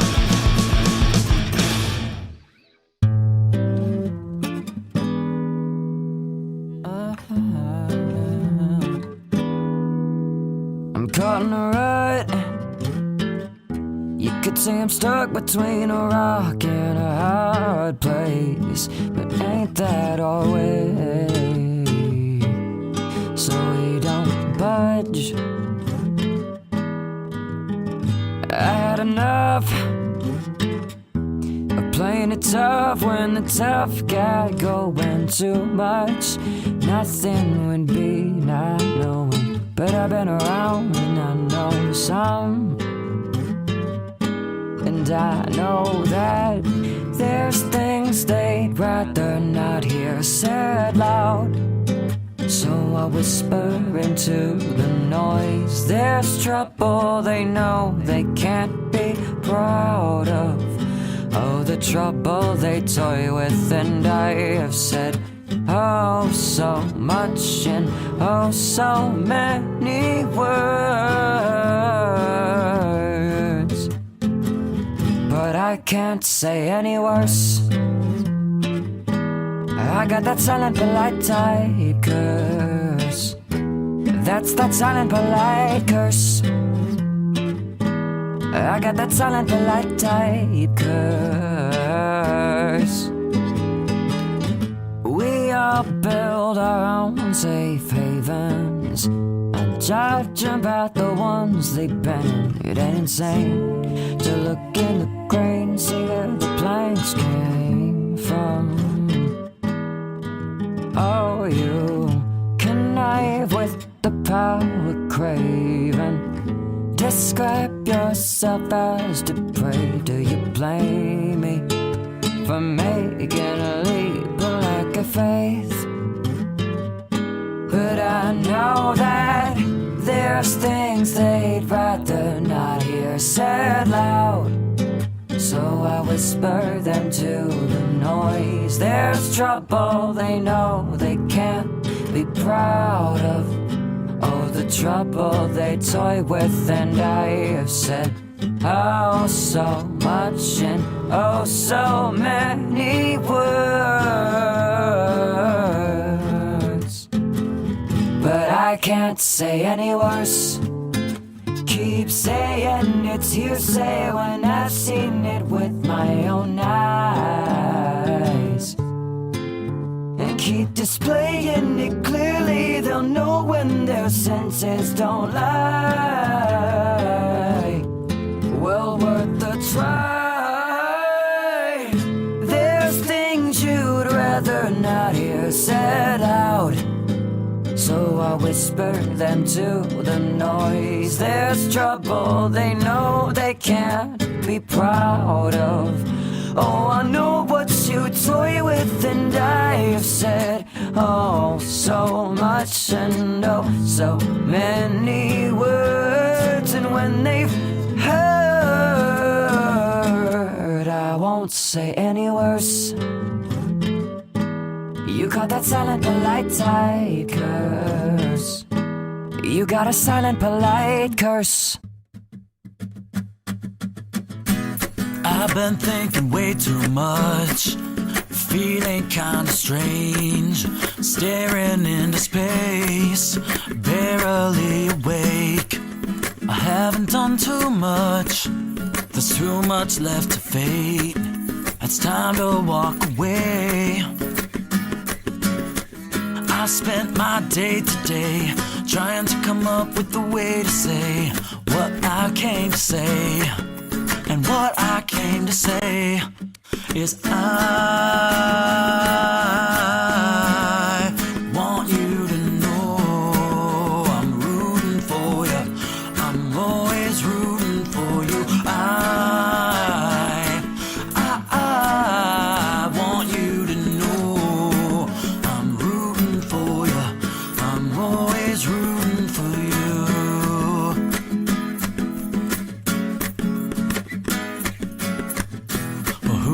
Words could be so hard. The writing on the page is feeling kinda strained. I'd say it to your face, but words can be so hard. I'm not scared to see you win, but where do I begin? I spent my day today trying to come up with a way to say what I came to say. And what I came to say is I want you to know I'm rooting for you. I'm always rooting for you. I want you to know I'm rooting for you. I'm always rooting for you. We've been practicing the longest time, Expertise is hard won in these kinds of games. We've been at this for the longest time, still too scared to say. We're not prepared to say, I want you to know I'm always rooting for you. I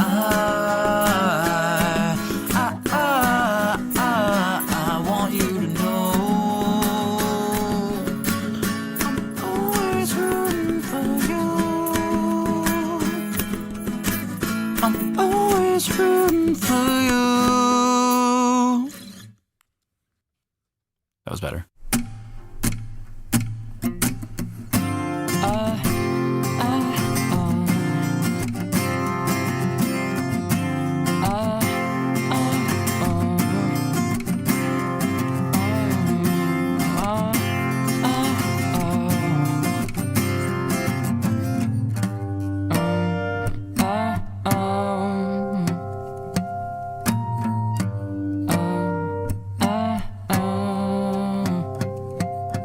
It's long past sunset, the weather's less than mild.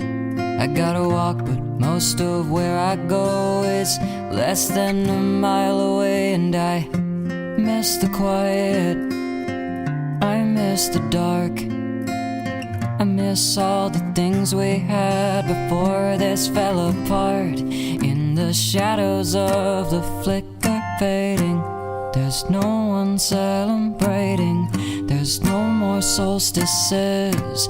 You wonder why that is when all of us don't like how the world turns. Plotting out our lives on detailed charts. And though some of you may want the world to burn, the rest of us wish we could see the stars. Though it's hard to see through all the fake lights,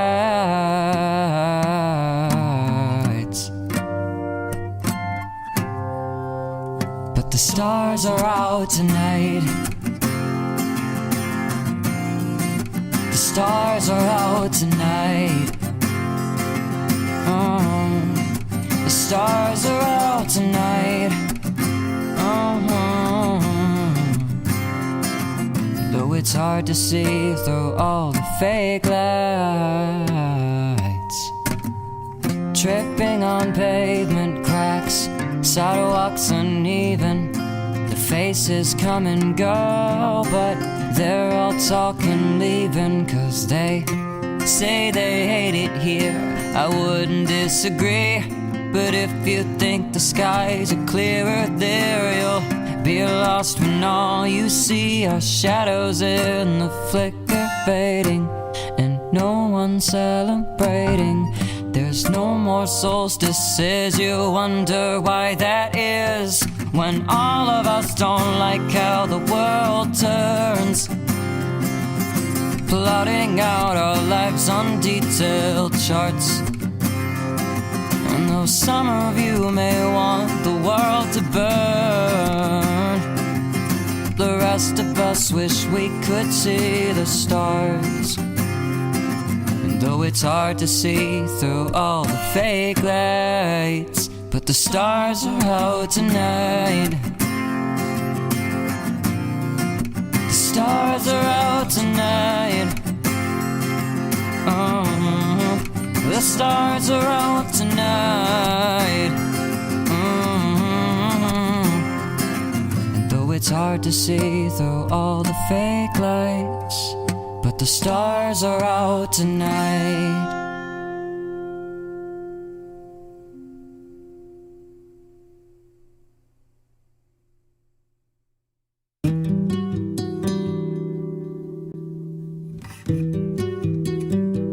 Always feel like I'm out of time.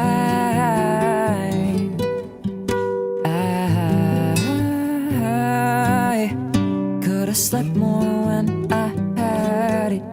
I shouldn't take so much for granted. Out of my mind.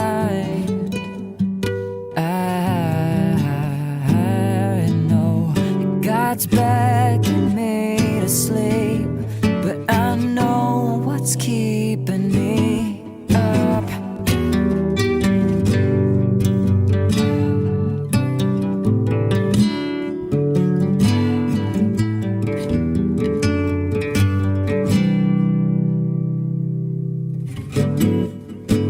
I turn to my demons against my own senses.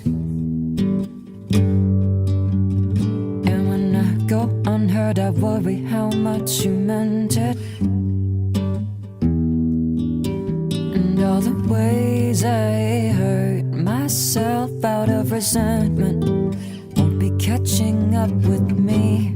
I know I have enough in me to be more relentless. So earth to universe, it's me again. I avoid the worst before being it. But if you're hearing this, why do I feel like I'm always out of time? I could've slept more when I had it. I shouldn't take so much for granted, out of my mind.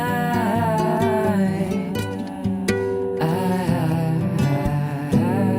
know God's begging me to sleep, but I know what's keeping me up. You don't know how much we make up for impediments. You'd never tell without the evidence, but you've had a glance or two when you weren't standing it. And there's a voice in my head and you're testing how loud it gets. I shy away, try to accept and let it rest. But there's more souls out there that need me at my best. Oh, earth to universe, are you hearing this? The crowd is cursed, are you seeing this? I should be sleeping this off, but night goes by. Now I feel like I'm out of time.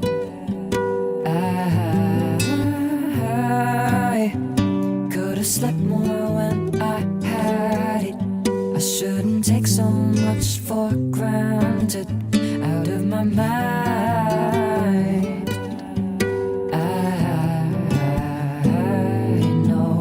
God's begging me to sleep, but I know what's keeping me up.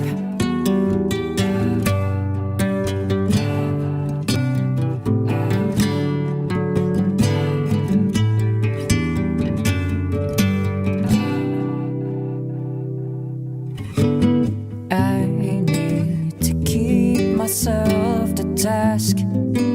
These days you see I can't be carrying a past that they gave to me. Oh, earth to universe, they're everywhere, trapped in their own worlds and they'll never care.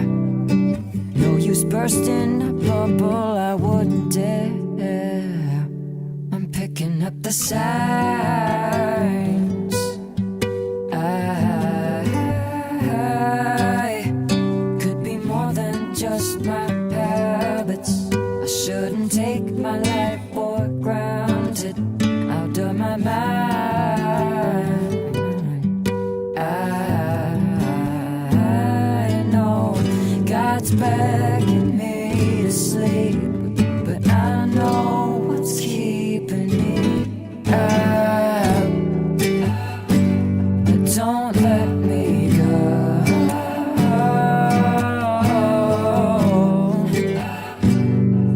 I only need to be enough. Oh, of course I know you've granted me all of my best vivid dreams, but you keep me up.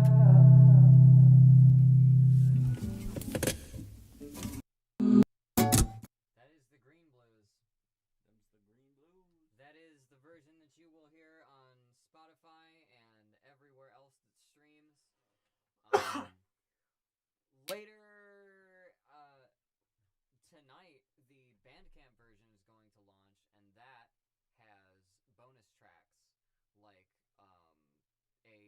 of No Solicitors, which was the first song that we put out, that we both worked on,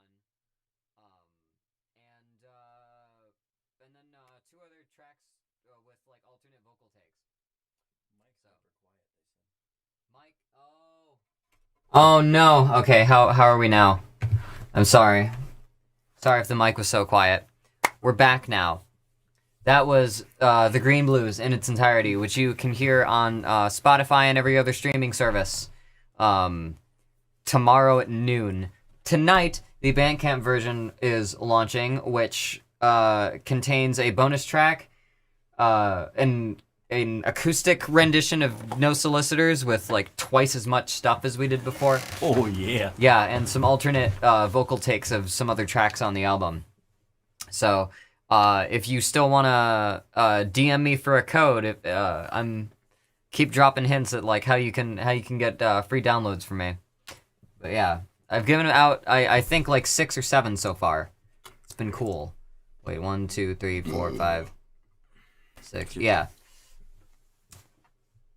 There we go. Yeah. Here we go. Here we are. Where? Fuck. That's a good question. Where are we? What? Where are we? Hell. Oh, damn it. I mean, that makes sense. Hell's green apparently. Huh. It's purple. Oh. Give me like a teal. Yeah. Yeah. Or cyan. Can't DM, but would rather pay anyways. Oh, well, I'm so sorry. I tried to see if there's like it looked like there was a filter, but that I don't know. I took it off. I'm sorry. I appreciate that you would rather pay. Oh my god. We appreciate the support. Times are really fucking weird right now. But yeah, we're back here now. Yeah. We got some instruments and we're still chilling. So what I was thinking is now we can go do some behind the scenes and talk about like every song like as we wrote them and experienced them. So the let's see. Do I have the backing tracks for these two? I could play them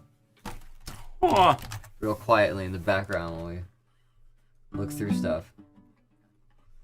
If not opening all the projects myself, but that might be a little bit cumbersome. I don't want everything to crash in the middle of the stream.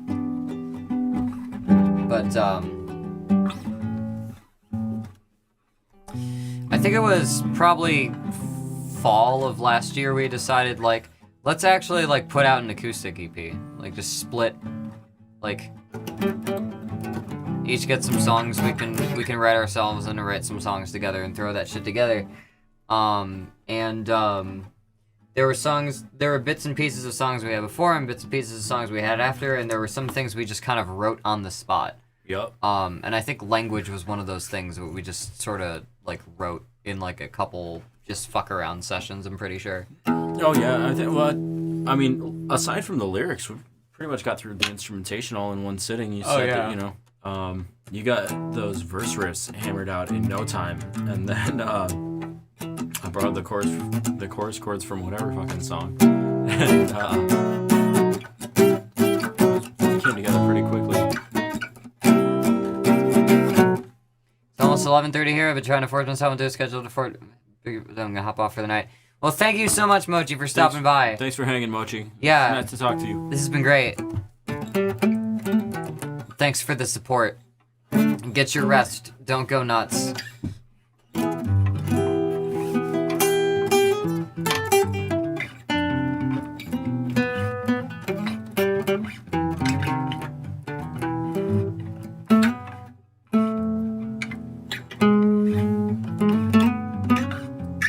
But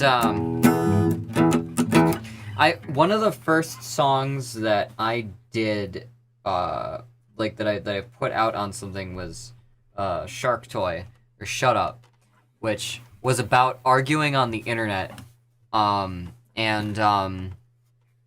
I don't know. It ended up being the first song on like the demo was like the first song on like the EP that I put it out on, and then when I finished it, it became the first song on the album that it was on, and I think I don't know for some reason we ended up writing another song that's sort of inspired by arguing on the internet, like political arguments specifically, and I thought that ended up being a really good fucking opener, because that's sort of just, you know, the vibe I've gone with for the past couple years. I can listen to Shut Up all the time. Or I still listen to Shut Up all the time. Hell yeah. The song's fun.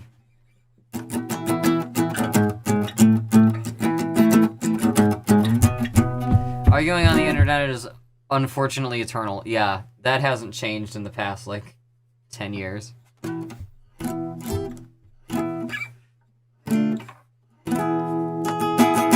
But,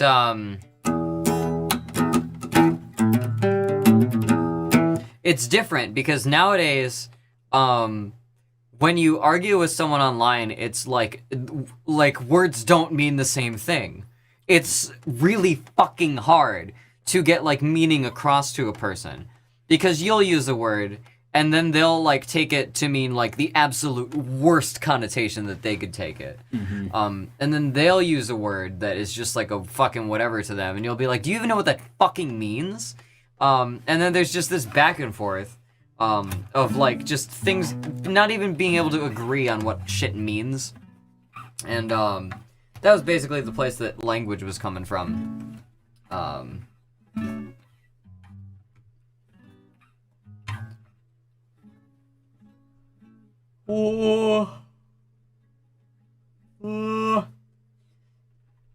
then,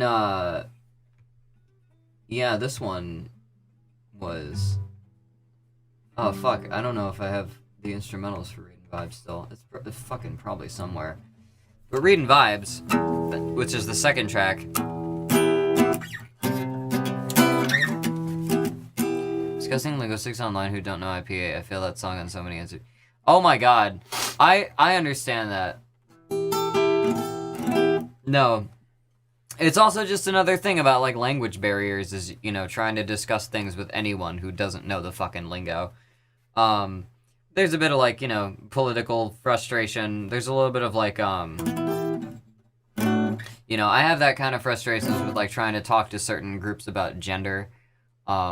And it's weird. I'll run into the same problems trying to talk to, like, the queer community and right-wingers about gender, because nobody uses the same fucking terminology. Everybody thinks they're being respectful, or doesn't think they're being respectful, but actually, like, doesn't know what's offensive or not. Like, I don't know.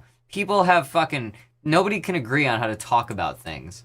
You can think you have one view of something, but, like, then somebody, like, says, like, oh, so then you think this, and you're like, what the fuck are you talking about? It is a clusterfuck.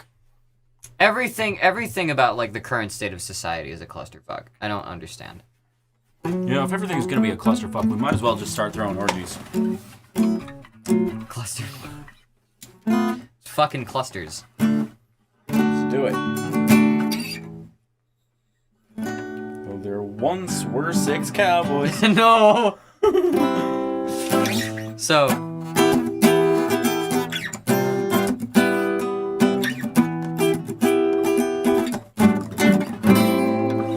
I'm trying to remember what in particular was going through our head in 2018 when we were writing that. I just remember we were hanging out, and I remember playing this riff, and we just kind of had a jam going. Ren was there. Yeah. And we would take turns playing this riff, and, you know, we'd trade off between playing the riff, and one of us would modify it a little bit. And yeah, and, like, we'd, like, slowly added words. We would, like, find a rhyme, and, like, we'd start and, like, play it halfway through the stanza, and then, like, trail off and, like, try to find something else. Yep. And we were out in, like, the studio room for, like, a half an hour doing this, and we were literally walking around downtown for, like, a half an hour doing this. Yep. And we came back and, like, finished. I think, like, a day or so later, we had, like, all the lyrics. just from taking the blanks and like coming back to stuff. There's that cool little bridge part that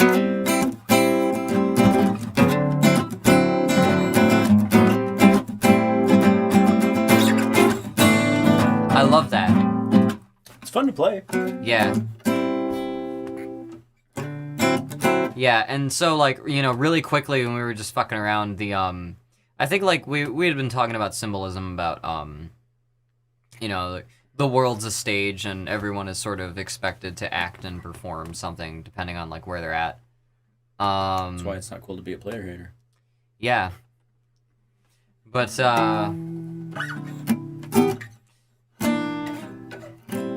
I think that the metaphor ended up like just kind of carrying through the whole song, and then we just got to write some cool lines about it. I just remember being proud of the fucking I had to act fast, grab that chance and pass up the stage right. Just because of how many fucking like sounds I was able to line up. I like doing that.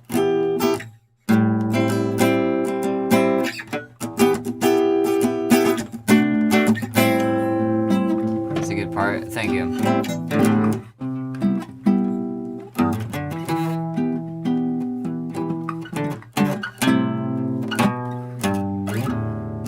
So, I don't know if there's much else to say about that song.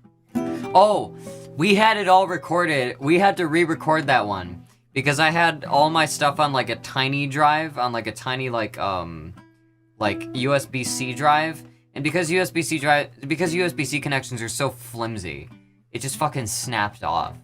Like the connector for it just kind of like broke inside it. So we lost the project file for it, and then had to re-record almost everything like a month or so ago. Mm-hmm. And like a month or two ago. And I got to redo bass, I got to redo the drums, and it ended up sounding better.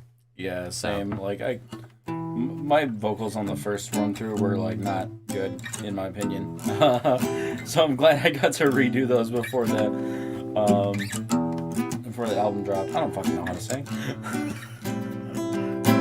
I don't either sometimes. But I only found out about my mouth like 3 months ago. Didn't even know it was there. the fortunate state of existence. How do you eat? What's that? How do I what now? Is that like fucking? Well,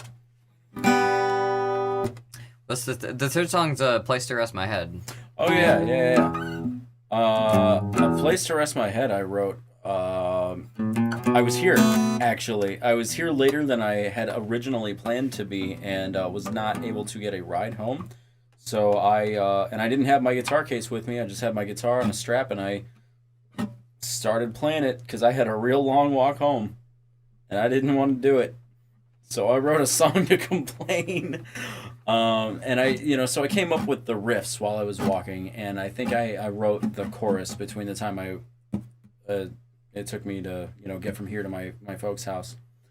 And I think I had the first verse that morning too, or that night. And then I woke up in the morning and I wrote the second verse in the bridge, and then had a whole song there. And as for the keys, how the fuck did we even come up with the keys? Oh, I think you just came up with that. You just kind of like brought some keys in one day and was like, I have an idea.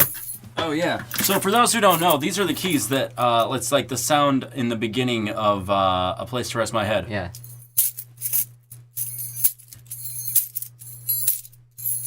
Yeah. So we just did the shaker percussion, but tossing some keys. Right. And that was, that was pretty fun, relatively easy. I like that song because there's a chord progression in it that I've only, there's a couple of chords that go back to back that I haven't heard back to back in other songs in the same way that they are here.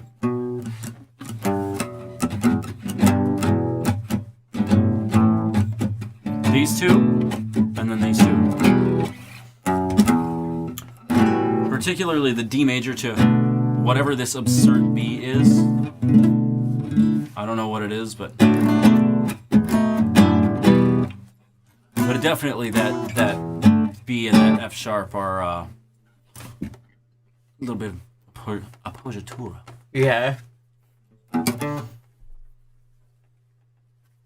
Avant-garde, one would say.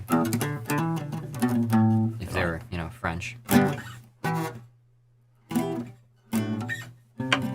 Well, thank you. Because of a ringy. Organic. Seems natural. Seems organic. Oh, another thing I forgot to mention about the about language is that the percussion under it is literally me beatboxing. I beatbox samples for it. I made like a beatbox sample kit about like a month or so before we exported everything. And I went back into language and thought like, you know what? This song's about like, it's called language. It's about like communication errors. It'd be cool if like all the percussion was like mouth sounds. So there was that. And so it is. So they are. I think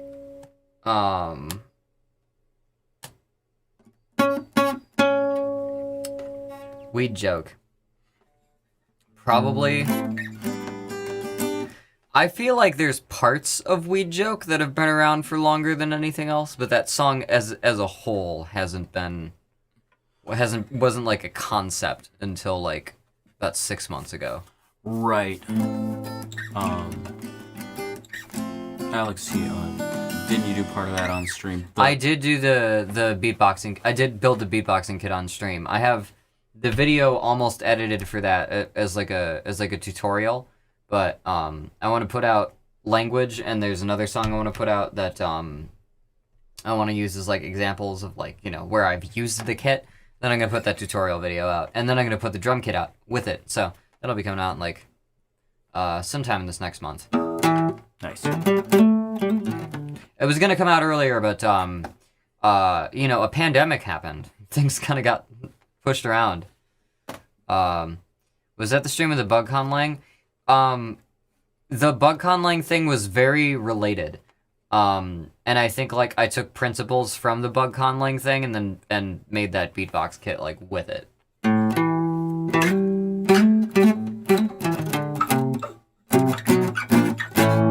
But Weed Joke is sat around like there are a couple lines like there's a boat in the clouds and floating. That's been around forever. Yeah. I remember that from like 2018. No later. Earlier than 2018. Yeah. Oh yeah. I think that was one of that came from like a longer verse that I was writing. And I would do it like placeholder over some like Jacqueline Hyde beats every once in a while. Right now I'm finding my guy and I'm buying 5 for the night, and I'll be grinding, trying to pack it tight in the pipe. I gotta turn up and burn up and purple herb up in no uncertain terms. And if you haven't heard of the word up, I'm talking about smoking. I got a flame in my being and I'm stoking it. A quick fix when my demon's gone and broken it. A haze of fog that keeps me from provoking it. I'm toking it. And there's a boat in the clouds, I'm floating in. Your heartbeat slows until you go again. You're chasing the dragon, I've long awoken it. He says you got your ticket price, now turn your token in. Yeah. But that was like the earliest like piece of that song that had been sitting around. And that's why the lyrics are a lot stranger in that section than everywhere else. Because it was meant to like be attached to a different thing. It just flowed well. But the another day, another pain, X moved from my bones to my brain. That verse was really funny to just like come up with, because I was literally just like reading stuff online while listening to the guitar loop. Because I recorded that placeholder verse for a bit, and then there was like, just listen to the guitar loop and try to come up with something. And one of the things about being an adult is you never get enough sleep, and you always wake up with something not having totally fucking evened itself out from the night before. And every time you wake up, there's some new fucking pain that you just gotta fucking walk off or shake off throughout the whole day. Yeah. And like there was a thing I was reading about how bones, like anxiety, and fear, like the fear response, like doesn't just come from like adrenaline, like from the kidneys. It comes from like hormones in your bones. That's why, like, if you get scared and you feel like you're scared, like, to the bones, like, you feel it from your bones out. Like, it seeps out of your bones. And, like, if you have a lot of that in your system, it keeps you fucking anxious. You get bone fear. And so just, like, the line, aches move from my bones to my brain, that was literally just, like, I had read that article and wanted to, like, throw that in there. Let stress follow me to my bed, my deep-set restlessness, yeah, that was just I wanted to fucking, like, I was just playing with the rhythms and stuff. Sitting down through with roughing it, what to doing, new meds ain't cutting it. They say to rearrange my ways, but I gotta work hard, so I smoke.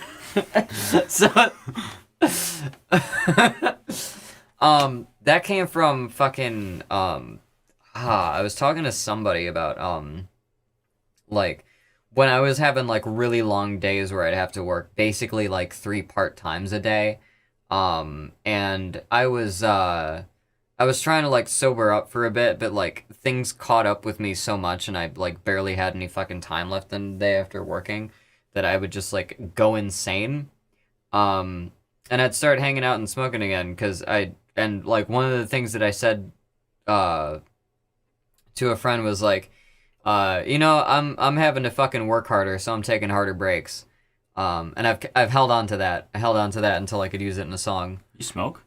Nah. I don't think I would do something like Yeah, I'm not into that.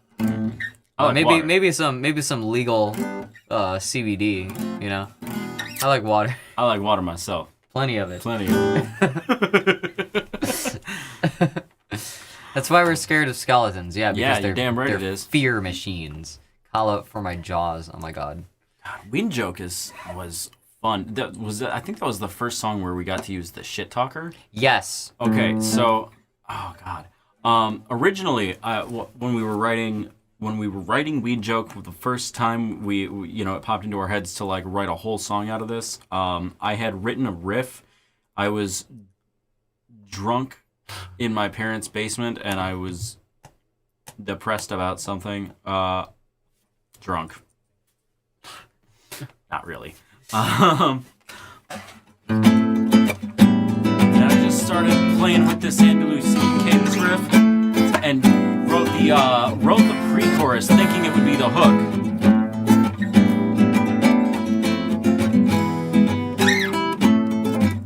I thought you were thinking it would be a verse. I got my peace of mind. I thought that was supposed to be a verse originally. It might have been, but I don't remember what I would have used as a chorus. It's been long enough now. I think what we had is there's something off about the way I operate. That was supposed to be, like, the only chorus that was there. Right. And I think you were doing the part before that as, like, a verse. And then you handed it off to me, and I wrote, like, my verse along with it, and then oh yeah. And then we kind of realized, like, oh, that works better as a pre-chorus. pre-chorus because you can That's just do right. the whole thing through. Yep. And so then once we had gotten that far, then I wrote my verse, and that starts out. I'm upright and breathing. Sometimes it's more like I'm uptight and heaving. I say I'm upright and breathing all the time. If people ask me how I am, I say, oh, I'm upright and breathing. I do that so often. I fucking did it at my friend's grandpa's funeral by accident. Oh God. Oh man, they were not happy about that. And then uptight and heaving was, I mean, it rhymes. I've heard the exchange so many times. Like, how you doing? Upright and breathing. Yep. Better than uptight and heaving. Yep. Like, I've heard that back and forth so many times. I'm pretty sure my dad said it more than once. Yeah. So it's, I mean, that was that. And then, I mean, all night up, I have bipolar disorder, so there are times when I'll be up for 2-3 nights in a row and just, like, not able to be untired. And it could be, you know, sometimes it's like happy, productive energy, but a lot of times it's anxiety, and that's not super cool. So that's what that line is referring to. But then, like, the second half of that verse is all hyped up, trying to fight the feeling. I've awoken the hope I'm open to, figured out how to cope how I wanna. I mean, obviously it's just a lead up, and then the last two lines, convoke folks to invoke a joke or two, evoke smoke in the prana. Like, that whole verse just builds up to be like, yeah, I like to make weed jokes. Yeah. And that's how that whole song collapsed into beating around the bush. Yeah, you rhymed a bunch of stuff with smoke marijuana without saying smoke marijuana. And then never in my verse do I say that I would do such a thing. Yeah. The song was called Herbal Remedies, I think, until like a week or so before we were gonna like put it out. Yep. Like put it up on Patreon.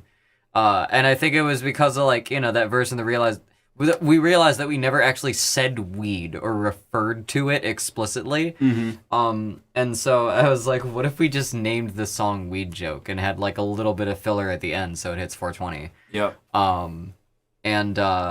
That ended up being funny. That gave that whole song a gag. And I didn't know ahead of time that it was going to be 4 minutes and 20 seconds long. We had recorded it, and I think one of us said something about like, oh man, it's 4:13, it's 4 minutes and 13 seconds long. If it was just a little longer, and then Case sent me a version of it that was 4 minutes and 20 seconds long. I was like, well, what'd they do? And it was just silence until the I thought it was going to be silent all the way to the end, and I hear 2, 1, nice. I lost my shit. I lost my shit. I woke my parents up laughing. Just a hyena scream laugh. Like that. Lost my damn shit. So I really fucking love that song. That song came together so well. I learned banjo for that song pretty much. Like, I've done some shitty things on banjo where I had like two frets to keep track of, but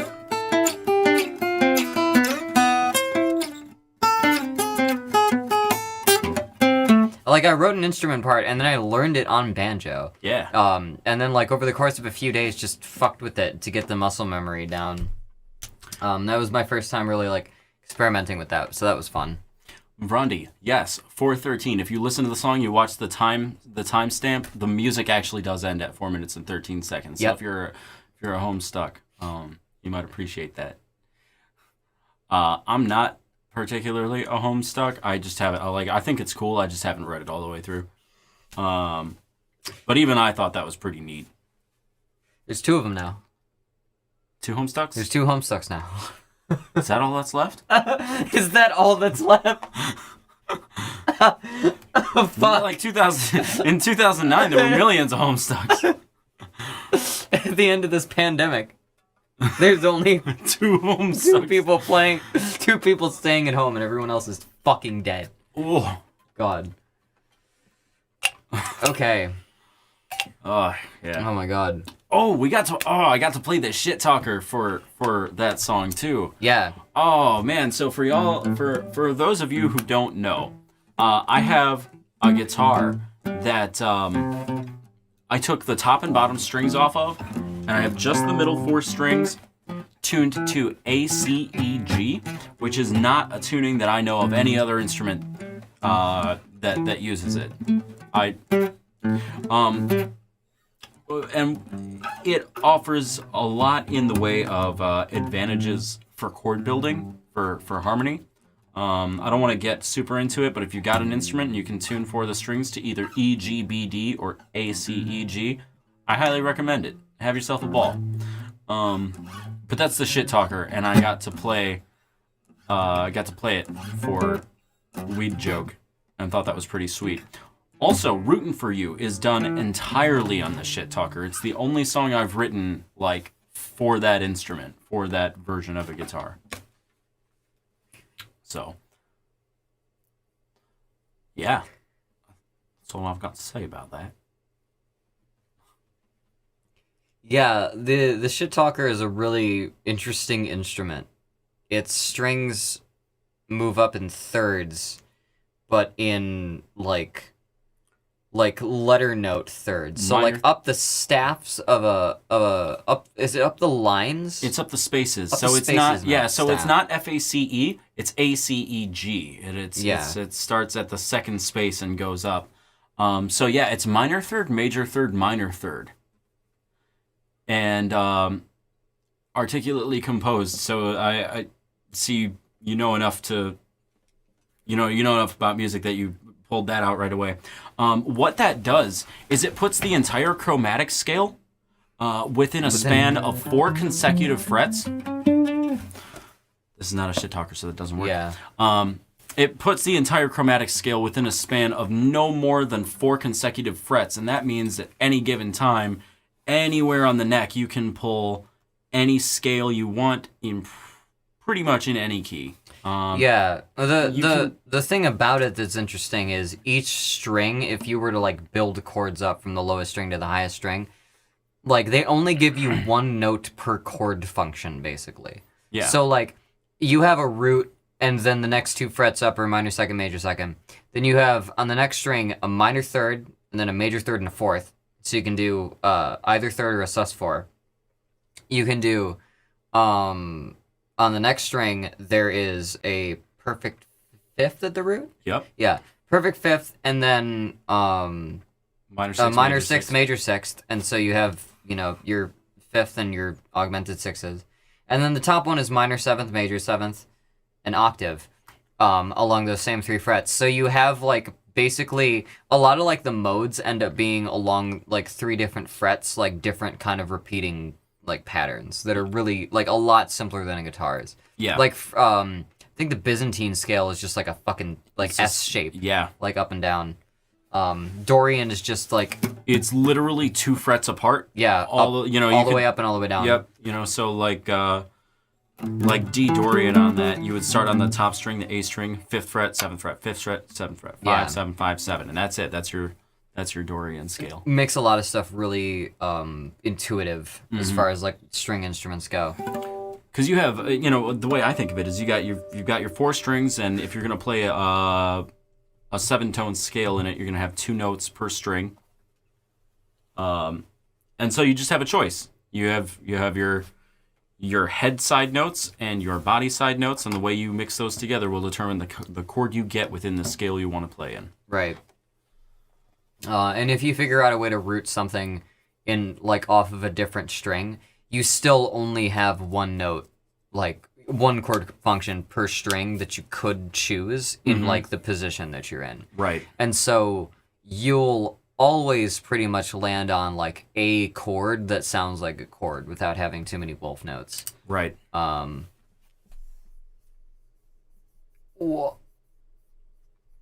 Also, if you bar if you bar all 4 strings at any fret, you will have a minor 7 chord built off that root. Yeah. Love the Shitager. It would be cool to eventually turn it into like a crafted, like specifically shaped instrument. But Yeah. as And of right now, you take a guitar, you take 2 strings off of it, and you tune it weird. Yeah. So the way that I recommend doing it is get yourself an A string, 2 D strings of slightly different gauges, and a G string. And then you take those 2 D strings, you tune one up, one down to a C, and one up to an E.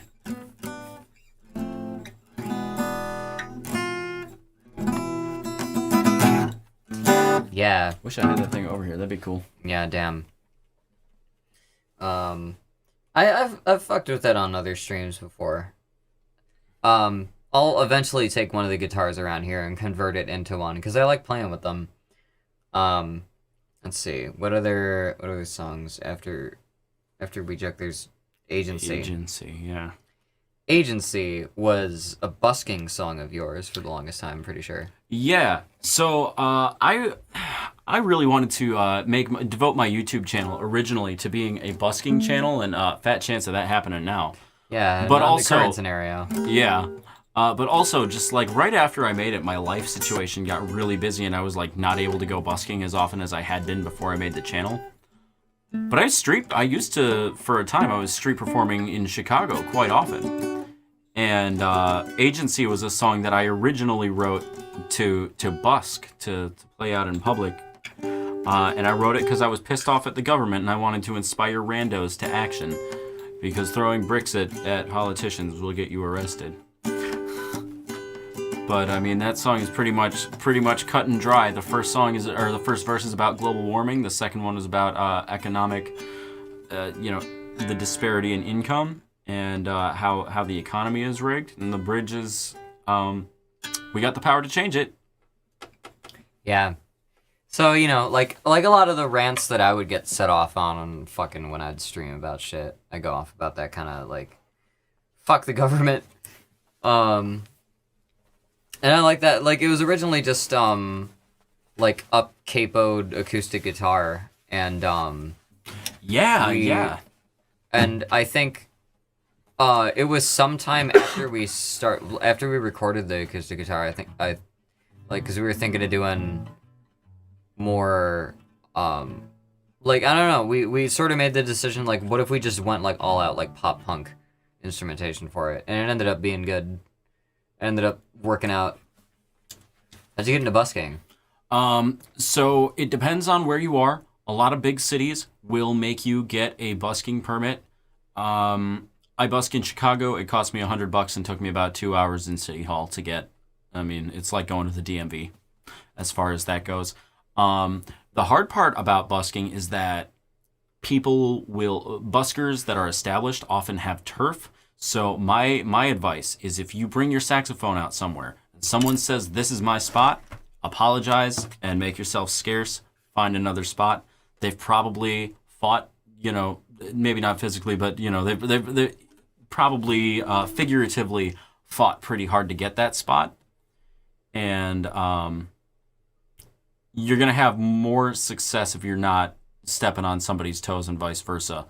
I lucked out because the spot where I first started trying to busk, they told me originally that it was out in front of a building. And some security officers at the building told me I couldn't busk there, but I was on a public sidewalk. So I got my, you're going to want to have a paper copy of the busking laws that pertain to where you want to perform. So I got a copy of them and I looked it over and I asked if there was somebody at the building I could talk to see if I can busk there, knowing full well that I was within my legal rights to do so. And I got the okay from the head of security, so it never went beyond that. And for the next 2 weeks, every once in a while, someone would come out and they'd say, "Well, you can't busk here," and all I would have to say is, "Well, Greg says I can be here," and that wound up being a lot easier than anything else. Yeah. But yeah, get your permit, know your laws, know your rights, and don't step on anyone's toes. Yeah, I wanted to get into busking for a bit, especially like last summer and the summer before, just because I had more time and was, wanted to play out more. I haven't been able to, and I think I kind of want to start again, like after shit blows over, or even before shit blows over. I don't know how many people are out that often, but now that I have a fucking plague doctor outfit, I might see if I can get back into busking. Do like a character with it and shit. Be more performance art and whatever. Yeah, I actually bought props for that, like the wizard hat that I wear in the weed joke video. Originally I bought as a busking prop, and I was gonna make a shit talker out of a bucket, and then this pandemic thing happened. Shit hit the fan. At the time, I was working for a dude who was not. He had questionable ethics, so I stopped working for him, and then my income fell apart.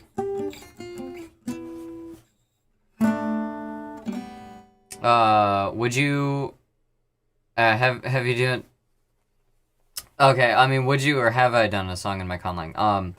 I have done a verse in a conlang. I have done a conlang mix of one of my songs. If you check out Crow's Eyed on Bandcamp, there is a bonus track where I do I Am in 2 different conlangs of mine. And then a verse in English that is the same. There's at the end of Keep Me Honest on Jacqueline, I do something in Anglic, which is the same conlang I'm speaking in the Plague Doctor thing. I do want to write and record an original song in a conlang. It's one of those things where whenever I have something that's good musically, I want to write to it. I want to like do something with it and get it out. Because I don't like holding on to things that I really am feeling in the moment. You know, when I could be putting them out. The I Am Conlang version is so cool. Thank you. Ask me Dios. Yeah, that was really fun to do. Aknepen conlanging stuff is a bit more difficult to do than Anglic. But I do want to do a full EP, like an all conlang stuff eventually. I'm just working up to the ease of doing it. I'll do more skits and stuff in Anglic as the Plague Doctor in the coming months. So I'll have a bit more to brush up on, or a bit more chance to brush up on that stuff. I just remember one thing I forgot to mention about A Place to Rest My Head. Yeah. Was that the backup vocals for it are the same, the same trick that I used with Placebo, but a bit differently. So for Placebo on Crow's Eye, I recorded just me going in every note of the scale up a major like chord with as many extensions you could throw on it. So just jumping thirds. Yeah. And like just keep like going up. And so what I would do is I would take faders, basically like the volume of things. And as the song would move, I would change, which notes we're singing and play different chords with them. So in Crow's Eye, that's just an so you just hear that switch between the as it changes chords. I can't sing chords with my mouth, so excuse me if I'm not representing it well enough. But with A Place to Rest My Head, I actually did the backup vocals in all 7 notes as they went up a chord extension. And so, like, there's me, like, singing the chorus word for word in like, 7 different notes. And so you hear, like, I just need a place to rest my head. But that fades out and fades in as some of the others, like, place to rest my head, like, fade in. That's a fun experiment to do. Those aligned with like the chords played on guitar for those parts as well, right? Yeah. And my favorite part when that's executed is when the chord builds on the I take life day by day till my decades are done. And like it builds up on that. I love that shit. I was very proud of that.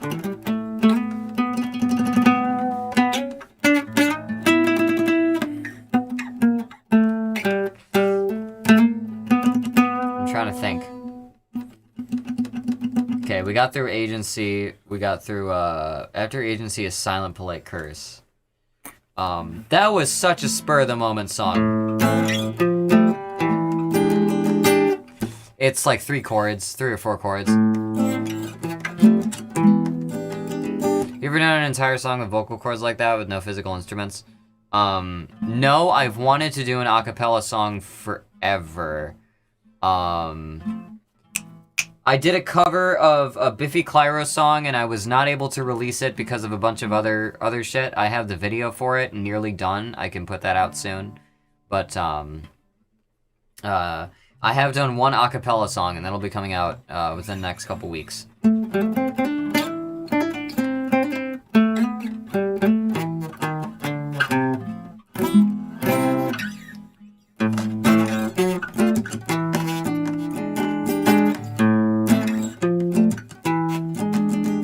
Silent Polite Curse is a really, it was really spur of the moment. It was more emotional.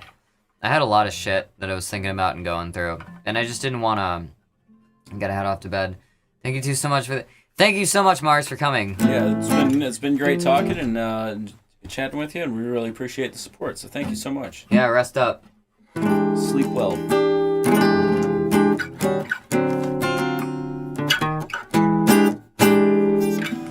But Silent Polite Curse,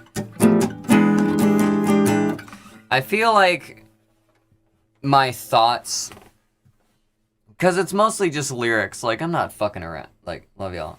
Love you too. Thank you for coming. One of the things about that song was just like, and I think a lot of it comes across in like Keep Me Up too. I have been having these bouts of just like misanthropy, just not, just kind of not like all humans, but you know, interacting with people and seeing like different communities and how they react and just being like, God damn, there's a lot of stupidity out there. Or not even stupidity, there's a lot of like over emotional, like, there's a lot of people who don't know what the fuck they're doing. And it's so difficult to just like communicate and find peers sometimes. But Silent Polite Curses, there's this experience that I have, that I've had like multiple times throughout my life where I feel like things are going shitty. I'm getting the shit end of the stick in some scenario. And, like, I just won't say anything if, you know, if someone keeps like talking some shit and like I could start shit, and I could, you know, go ape shit on someone who's like upsetting me. But if I know that somebody's being a piece of shit and they've shown it to me, like, I feel like it says a lot more if you kind of just like, you know, use your silence judiciously, you know? Like if a name comes up and you like don't acknowledge it, if you know, there's people that you stop mentioning after a while. And like there's always sort of like a story behind, you know, if you follow creators for a while and they've collaborated with someone, you'll start asking like, oh, I wonder what happened to so-and-so. You won't really know the story that's under it. And for a lot of content creators that have that weird shit come up with people, like, we don't often want to share a lot of the stories, either because there's things that we know that aren't our stories to tell, and just out of respect, or because there's some clusterfuck situation, power dynamic bullshit or whatever that keeps us from, like, really feeling safe with, like, talking about the things that we know. And I've been in these situations, and my strategy has sort of been to, you know, if something isn't my story to tell, but, you know, things that have happened to me that are just, like, petty in comparison, but I know where, like, someone's coming from, I'll just shut the fuck up, and I'll, like, let them, like, show their ass. Because one thing that I've learned, if someone's fucked with you, and you emit the energy that, like, you know better, right? Or that, like, you could say something, or that, like, you know, you aren't buying shit. If you emit that energy without saying anything, oh my god, the people who fucked with you will lose their shit to the ticking under the floorboard sensation, you know? Like, it's that sort of thing. Midwestern passive aggression. Responding to people being awfully by being kind and not caring. It's a bit of that. I think people go nuts when they don't get the rise that they're looking for, when they don't get the reaction that they're looking for, and I think people show their ass, and I think people get louder and more blatant about what their issues are, if you can kind of play that silent game. So, like there's a really prominent example. I don't want to give too many details or involve too many people, but you know, I was fucked over by somebody years ago at this point, and I had a lot of stories to tell, and I was, you know, just, you know, people who I was with at the time who like saved me and saw shit from the same angle I was seeing that, I would vent to them. They didn't have a fucking leg in the game. But when people who are involved with the situation start talking to me and start messaging me about shit, I would just lie low. I just wouldn't say shit, and then like, by the time that situation blew over, a bunch of people were talking to me, talking about how much of a shitty person the person who was fucking with me was. So, you know, just don't be a bad person. Like, don't fight fire with fire. Don't go all out at being a piece of shit when someone's a piece of shit to you. Because, like, eventually people will realize, like, what it's worth being a piece of shit, you know? Like people will see through things.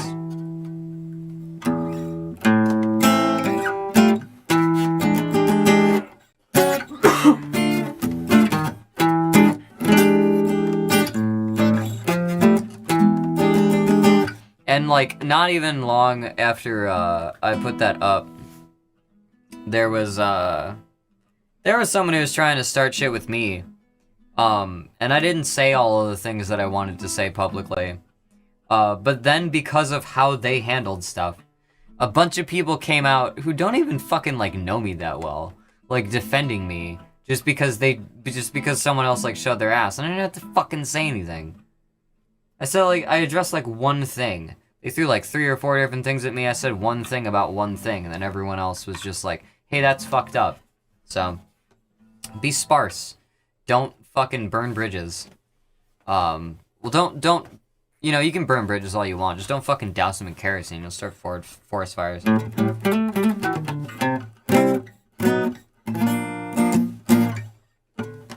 I think beef is, like, immature to, like, hold, for too long. Especially when it's just among, like, creative people. People who haven't done anything fucking personal to you. I don't get that.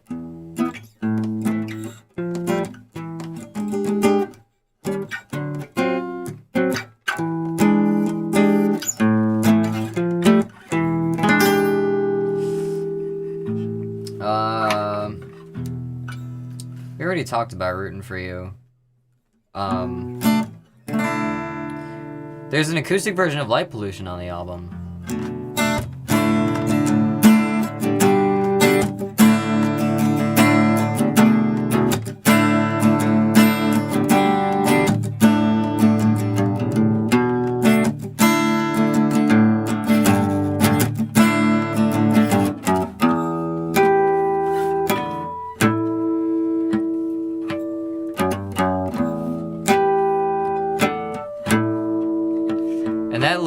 Started from when we were still meeting in my basement. We both had like different chord progressions that we'd come up with independently, and you started playing one of them, and I was like, you know, that's weird because like the top 2 notes on that are the same as, and then I started playing mine, and then we ended up like syncing into like the same like strumming pattern. Yep. And the way I've always described the riff is it sounds like dueling car alarms. Yeah.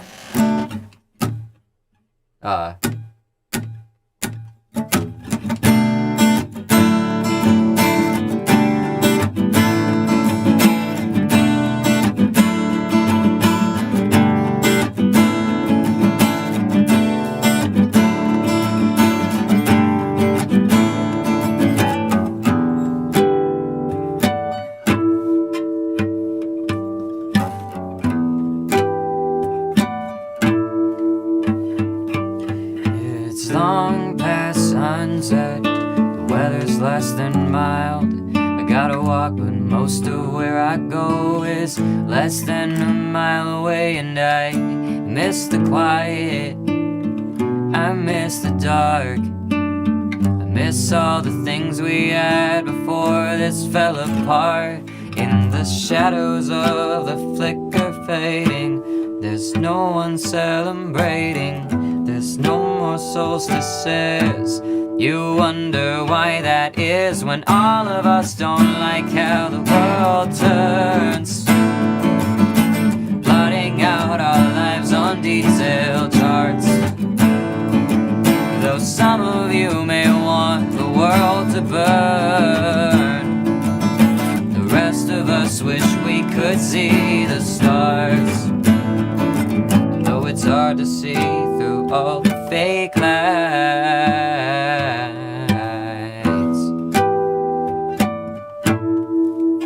the stars are out tonight. Stars are out tonight. Stars are out tonight. Oh.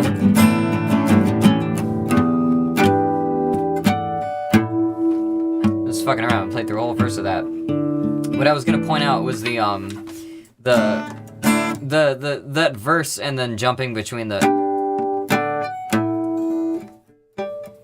like that. It has this kind of like noisy city vibe combined with like, I don't know, when I hear the I see in my head like light posts turning on like down the street.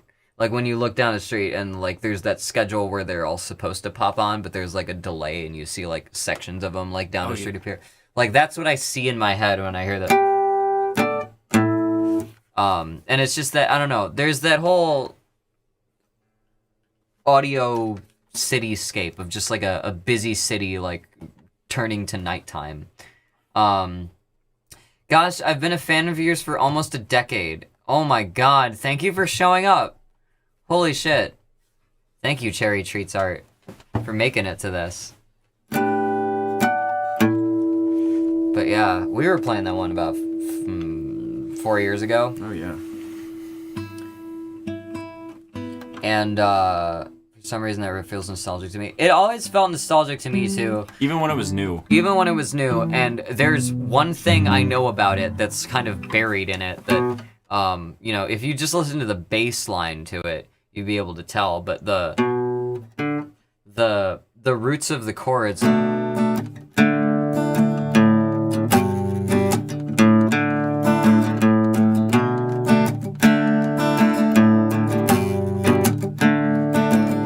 you know what that's from?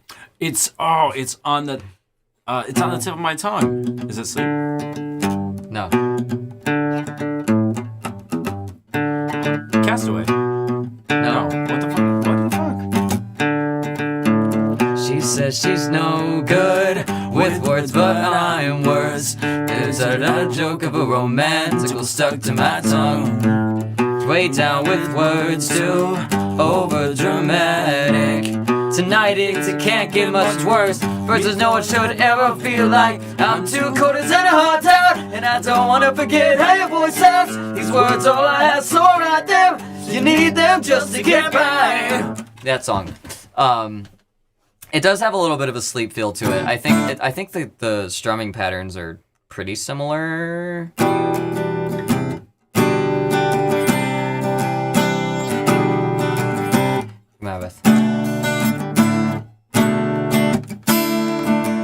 Yeah, they got some of the same accents, but oh my gosh, what? Oh yeah. This is a fucking revelation to me too. I've been playing this song for 4 years. I thought I told you about that when I put the bass line in. Probably, but my memory's so shit. It's news to me.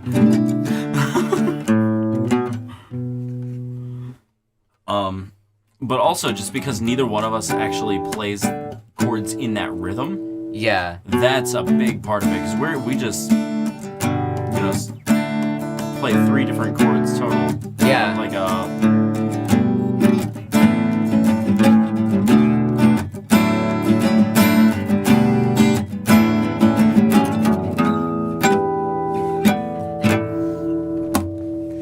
so the only way for that to come out is through the bass. Yeah.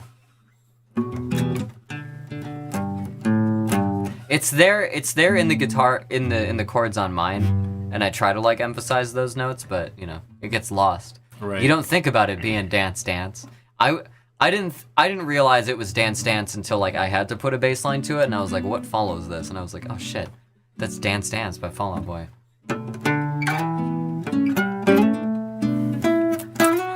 Learn something new every day.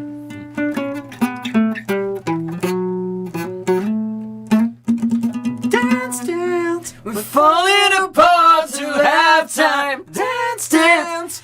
These are the lives we love to lead. Dance. This is the way they love you. They knew how misery loved me. Fuck. I want to cover that song. Yeah. I should cover that song. You know what I'm I want thinking to of do? doing that for the Nostalgic cover album. Oh, that'd be dope. I want to cover fucking Start Today by Gorilla Biscuits because of Fall Out Boy's cover. Oh my god. I don't know if any of y'all have ever heard Fall Out Boy's cover of Start Today by Gorilla Biscuits. It's a good. It's one of those times where like the cover's better than the original, in my opinion. I feel like that was also in like either a Guitar Hero or a Rock Band game too. It might have been, but I know for sure it was in Tony Hawk's American Wasteland. Yeah, it was like an one of those lesser known covers. I just remember.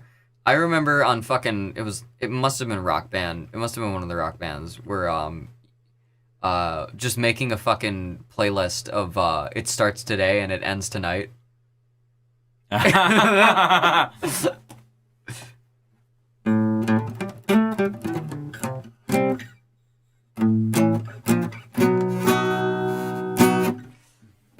But oh man.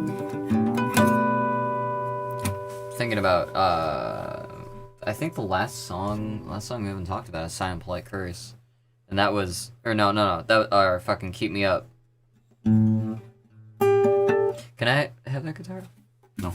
Trade guitars? Sure. This is the one I played it on. It's easier to play nylon stuff on nylon. I just remembered you're the reason I started drawing furry art. I like the design of your persona. You cursed me. That's flattering. I'm so glad I could be. I'm so glad that I'm, you know, like a lesser known gateway furry. Teasing Megalovania on your guitar. I'm not doing that.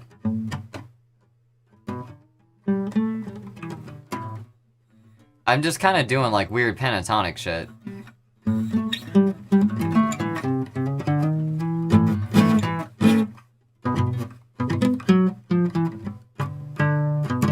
Fuck.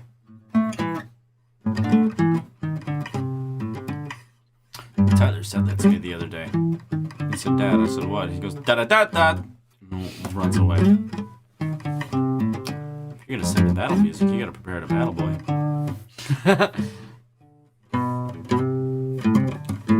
Fuck.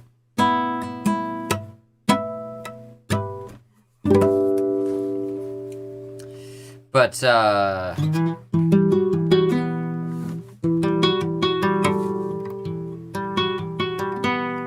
no.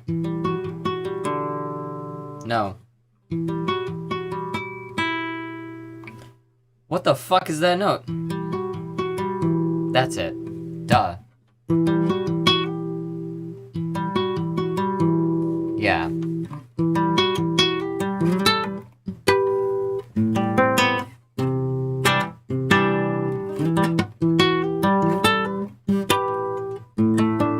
No.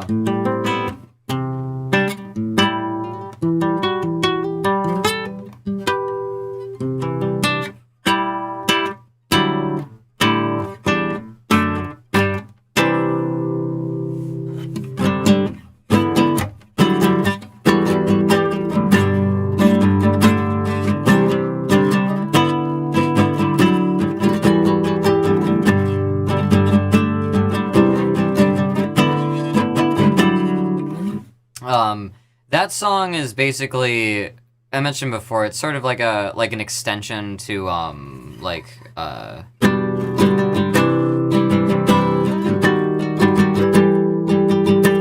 this sort of chord progression that I've used in a couple things.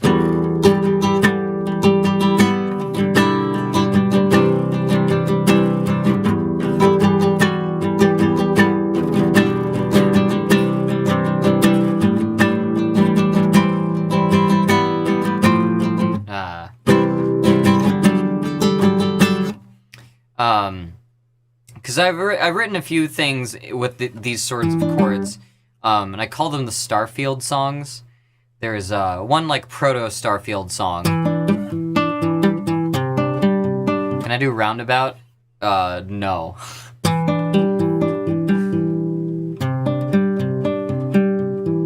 Astrocartographer is. Oh, that's up there. That might be my favorite song. Like, if I had to pick one favorite song.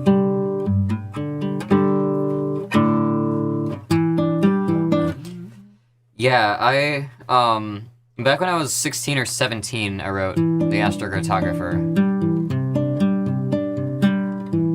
It was about like a god archetype that I had in my head of like, you know, someone who like creates stars and then makes one star really lucky enough to have like planets with life, and then makes, we'll choose like one thing among its like entourage to make lucky, and then picks the luckiest aspect of each like universe, and then like explores it.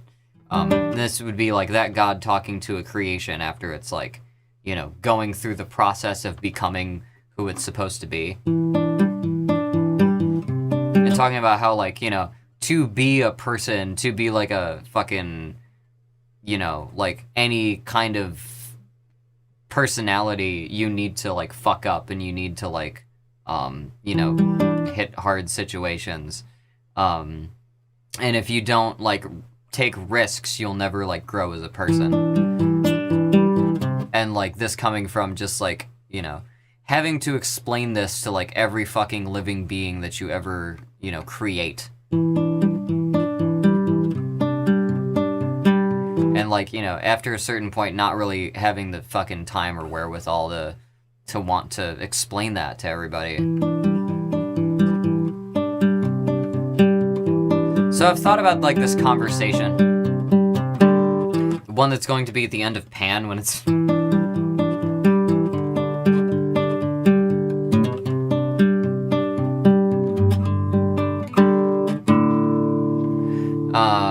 But I've messed with those like chord shapes for a while.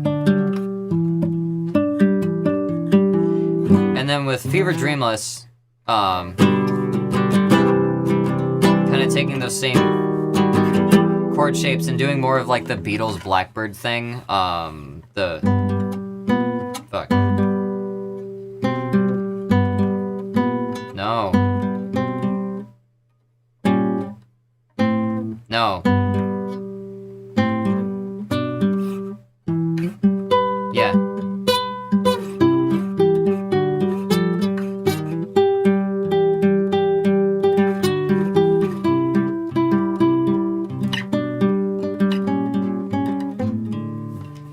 Blackbird singing in the dead of night. Take these broken wings and learn to fly. All your life you were only waiting for this moment to arrive. So I really like those chord shapes, and I actually first heard them from a dumb Dr. Manhattan song called Tracy's Buns.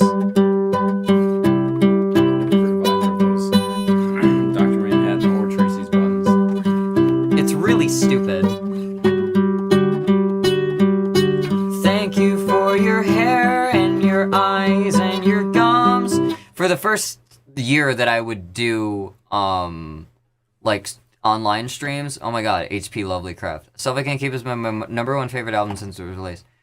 Oh my god, thank you so much. When I finally read the album description on Bandcamp 2 years ago, I was like, oh, that's why I relate to this so much. Oh my god. That's what that reminded me of. Oh my god, the fucking... Are you talking Blackbird? Or you used to do that song in every live stream? Yeah. Yeah, every fucking live stream. I said, thank God for your birthday. So, eventually when I started to write like a really like somber thing, I knew how these chords worked because I knew like 2 or 3 songs that used them, and so I started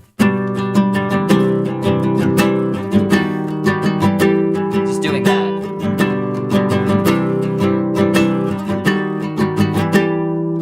And there was an old demo that I recorded of this with this guitar. There's reasons for these bags under my eyes. It's effort I don't give except in lies. Maybe it's the weight of all the promises that I can't keep.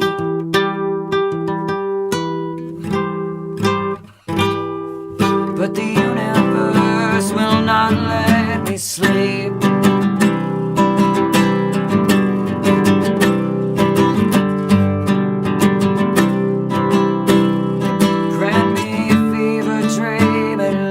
So I did that song, and then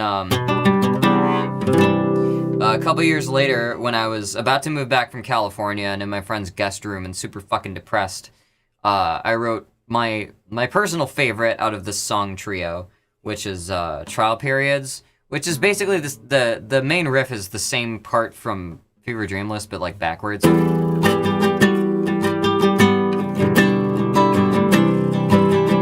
Or like flipped back and forth.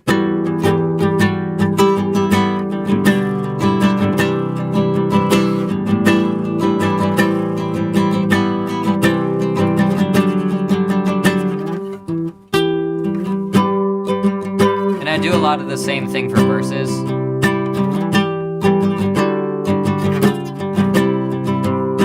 And the one thing I like about that song is it has this,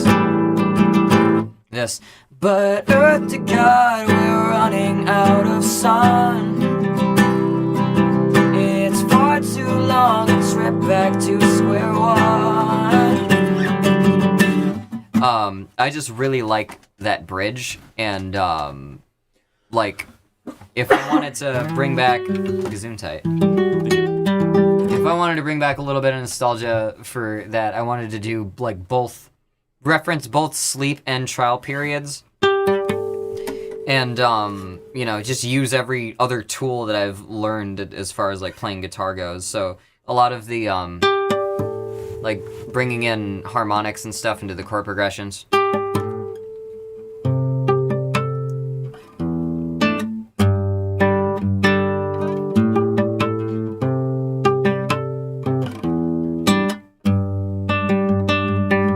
So, you know, there's a lot of jumping between things.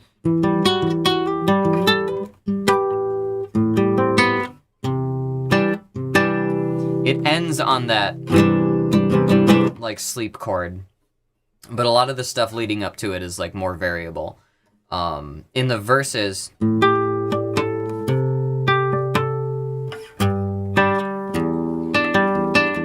whenever it lands on E, it does the little astrocartographer thing.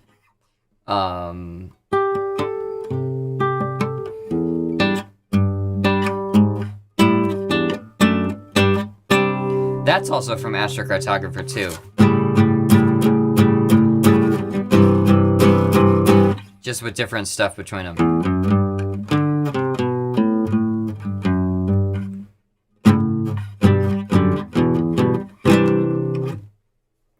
So those were those references. But I always feel like I'm out of time. I could have slept more when I had it. I shouldn't take so much for granted.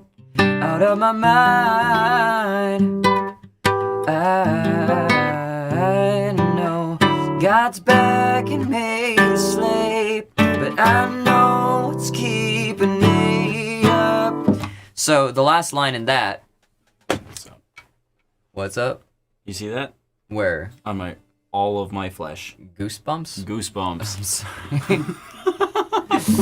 Oh my god. Scary was my favorite for pure nostalgia, first one I discovered. Oh my god. That's so long ago. It's almost 8 years ago. That's crazy. Trial Periods is my favorite. Yeah, I like Trial Periods. As far as like my acoustic songs go, Trial Periods is like my favorite. But the obvious line in Keep Me Up is God's begging me to sleep, but I know it's keeping me up. And there's also the bridge. But earth to universe, it's me again. That line is meant to be earth to God, we're running out of sun. It's, you know, meant to parody that. The addressing between God and the universe across these songs is basically the story being told. God's begging me to sleep, but I know it's keeping me up. It's supposed to be like it's supposed to be like, you know, when everything comes full circle, that line is the one that's like answered by, but the universe will not let me sleep. So, Freedy Frack, which conlang was in the Green Blues announcement with the Plague Doc? Spanish. Yeah, I invented Spanish. That's Anglic. That is, if you go to case.dog/conlang, you can find the docs for Anglic. Also, welcome Blue. Hi, Blue. I feel like we're on the same plane. I feel like you and I have something in common at a spiritual level. We're both named after colors.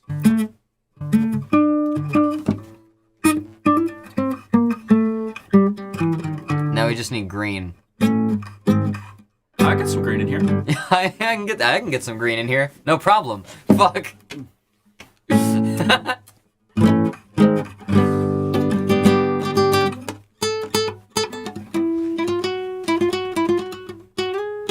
May have to bet a free meal to my friends to tell me what language your announcement was in.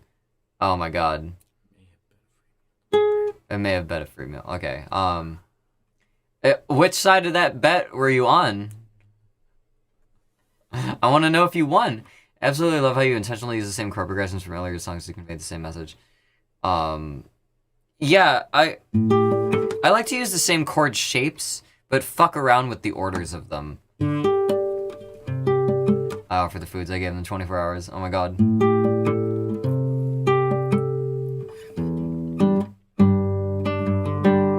God's always kinder than the universe in your music, but it usually manifests in reverse for me. I feel like that's merely a matter of semantics and perspective. And I think, I don't know, there's kind of a cliche line about that, that like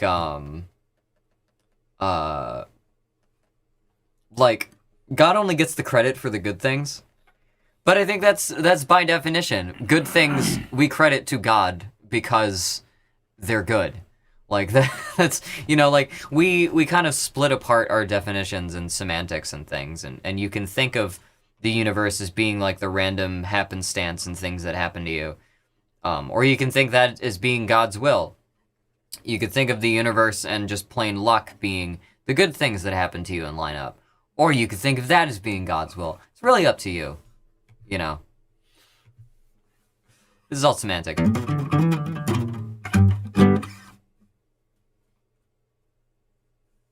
is kind of how religion works. If God does it, it's good no matter what. Yeah, but that's the thing. Is like, how do you define what's good? And how do you attribute those things? It's all a matter of perspective. I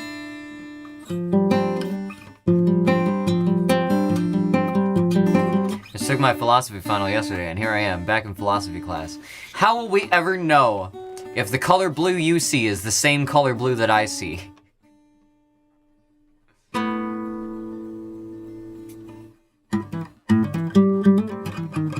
Thoughts are fake.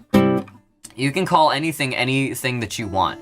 The only like measure we have for thoughts is how useful they are, how practical they are, and how transmissible they are. You know? So.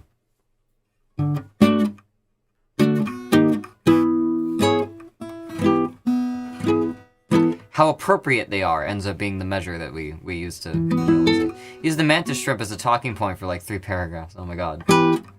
How will we know if someone can see more than the 3 colors RGB? Those people exist. They're called tetrachromats. They can see extra hues of yellow in between red and green. They're better at telling apart very slight differences in hues between colors.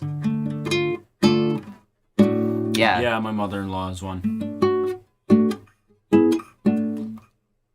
According to many online tests, I have the vision as good as a tetrachromat. But, I don't, I just think I just might have a good monitor. Oh, whack yellow is my favorite color. I want to see secret yellows. Secret yellows.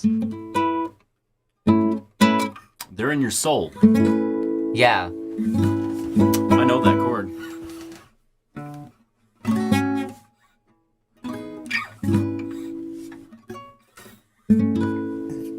This chord? Yeah. Or what? I don't even know what this chord is. It's that one, yeah.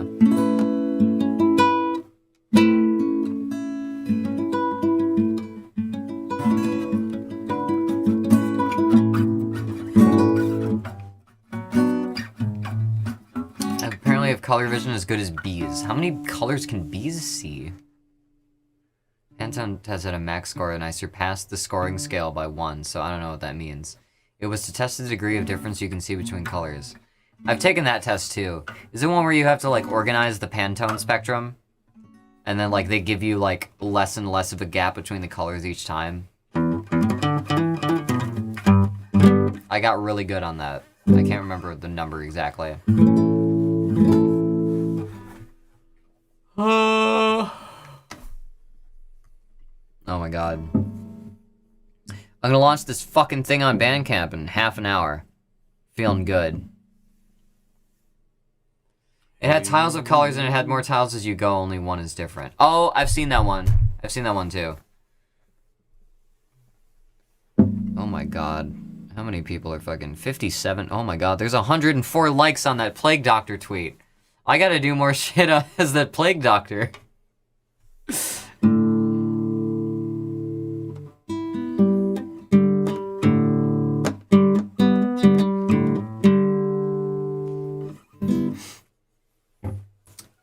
What? It's just a good video. They make me laugh. I love that font, Tritello. God. It has the fucking long S, too. So I can type the, you know, like the F-looking S, and it actually does it long like that. I love that shit. Sorry, I'm watching myself on a screen. Tom TG says, Mantis shrimp can see 12 primary colors. I mean, that's dangerous.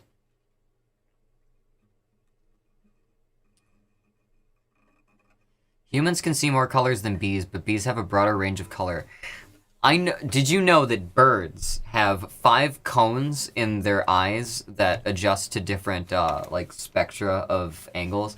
So birds can see from 3 to 5, or no, they have fovea. They have 3 to 5 fovea.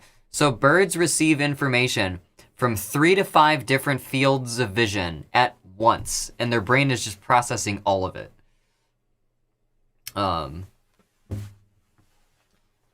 Should the Navy SEALs copy? Should be the Navy SEALs copy pasta. Oh my god, I could do that. I could do that. Plague Doctor tweets? I could... Is there a Plague Doctor tweets Twitter? I could read them. I have a hard time when blur A. What? Blue and purple are close. I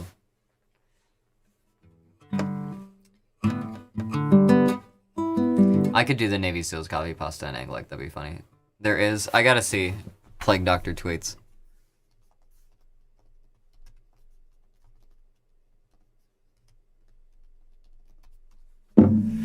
Change subtle parts of it to keep it French, make it relevant to its set of reverse. I could do that.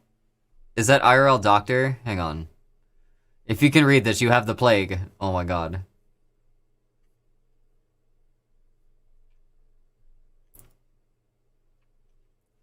Trying to be like this. Just in our bag and genuinely growing together while being each other's biggest flex. Some fuck everyone else type shit. What is this? Hiring a jester to entertain patients. Requirements. Gay. Holy shit. Oh, Steph, you would have a bad time in my kitchen. Some of the tiles are pink, and some of them are orange, and they're really close. Oh my god. They're both like peachy colors, but there's definitely a dichotomy between pink and orange, and I wonder if you can see where the split is. I'd be interested to see that. Right. They're both on either side of, like, salmon. Yeah.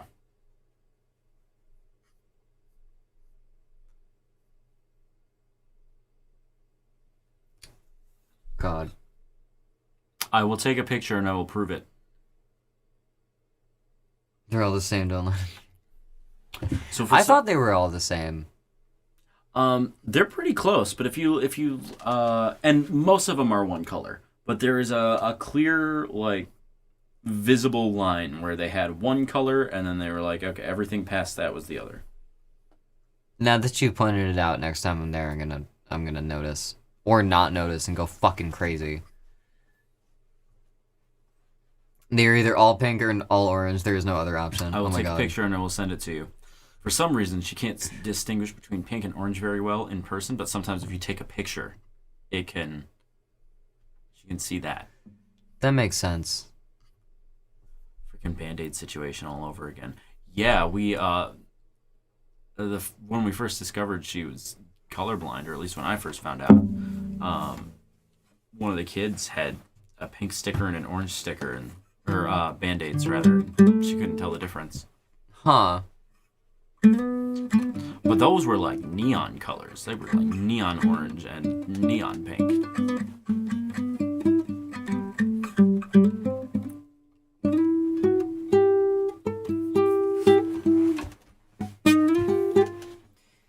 My roommate can't distinguish blues and purples, which makes some road signs that are heavy on the blues absolute hell to read at night.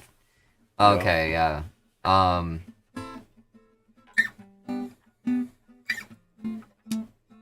What is it about pink versus orange? I feel like they're just close enough, especially if they're light enough. Mm-hmm. They're just close enough. It's like seeing the ghost in the photo.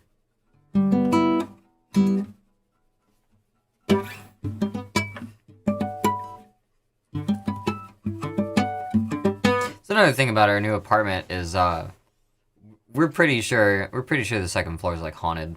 We're like above the lobby. Oh yeah, for sure. I used to live on the second floor. Definitely fucking haunted. I keep hearing like, because I know it's supposed to be above us.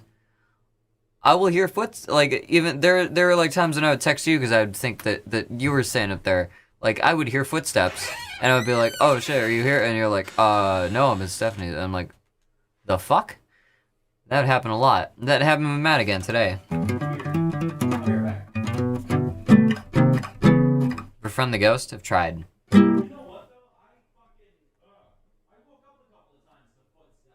Really? Like from like in the apartment?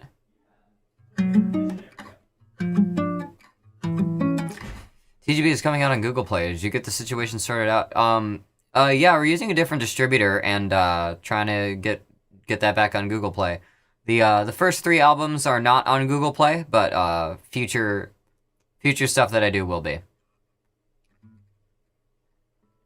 I was in an MMO, and a dye I had on my tune was blue-green. All my friends said it was green. I absolutely deny it and go to check the dye name. It was green, not avocado or forest, just green. Sometimes 2 things are supposedly pink and orange separately. I would see them both as orange or as pink, or switched. Huh. I swear it's not green unless I can see more blues. I totally understand that. There's like so many different shades of green, and things look lime green until they have like just a little bit of blue to them.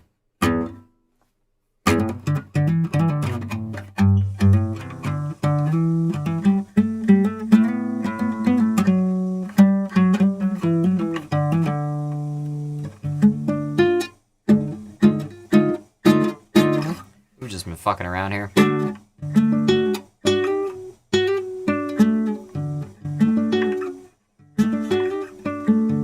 Green feels like 3 different colors? Oh yeah. There's probably some language out there that like divides semantically between like 2 different kinds of green. Birds, I'm gonna go back to bird anatomy. I went to a bird anatomy panel at a convention one time, and then like this was like while I was doing the Drek thing, so it was gonna like help with that. I wrote a chapter where 2 of my Drek characters almost fuck. And then, I fade to black, and then people in my chat were, like, speculating about how Drek fuck. And then I would go into the chat, and I would just fucking rattle off random bird anatomy facts that I learned at that convention, just to throw people off. I was gonna talk about birds. Birds have, a wider range of, range of colors that they can see.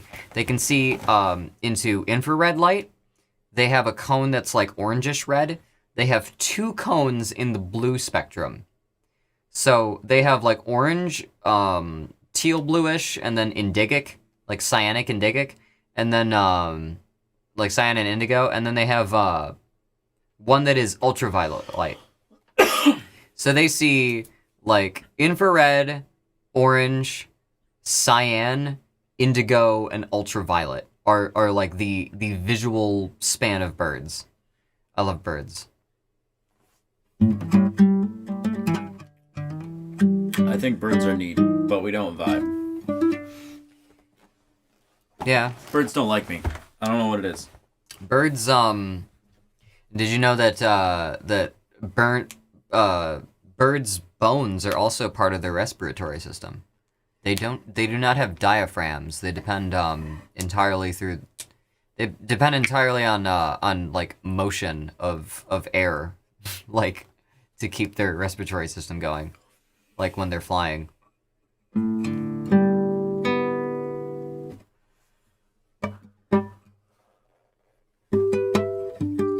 I don't hate birds. I do not hate birds. They hate me, it seems. I don't hate them. I don't get them. That's why doves and pigeons make hoots while flapping. Yeah. I mean, you don't breathe with your bones? I try. Lottie, I try. Hummingbirds are the closest thing we have to actual fairies. That's true. Hummingbirds are crazy to watch. They're so, like, they, like, snap into place. Oh, yeah. I think we should petition to change their names to, like, crackbirds. Yeah. Cocaine birds. Yeah.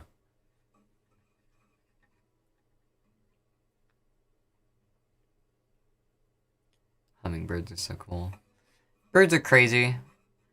Birds would fucking kill us if they had the chance. There's that it was like a Bernie Sanders tweets Twitter that would just tweet in all caps, and one of them was it was just Bernie thoughts, I think it was what it was, and it was birds have been around far longer than we have. Not only have they watched us evolve, they allowed it. I think about that a lot. YouTube has a dab emote? Is that built in? Is that fucking real? Elbow cough, it's called. Okay. Sure. Oh my god, I can't believe the dab died as a meme, and then the government tried to bring it back by rebranding it.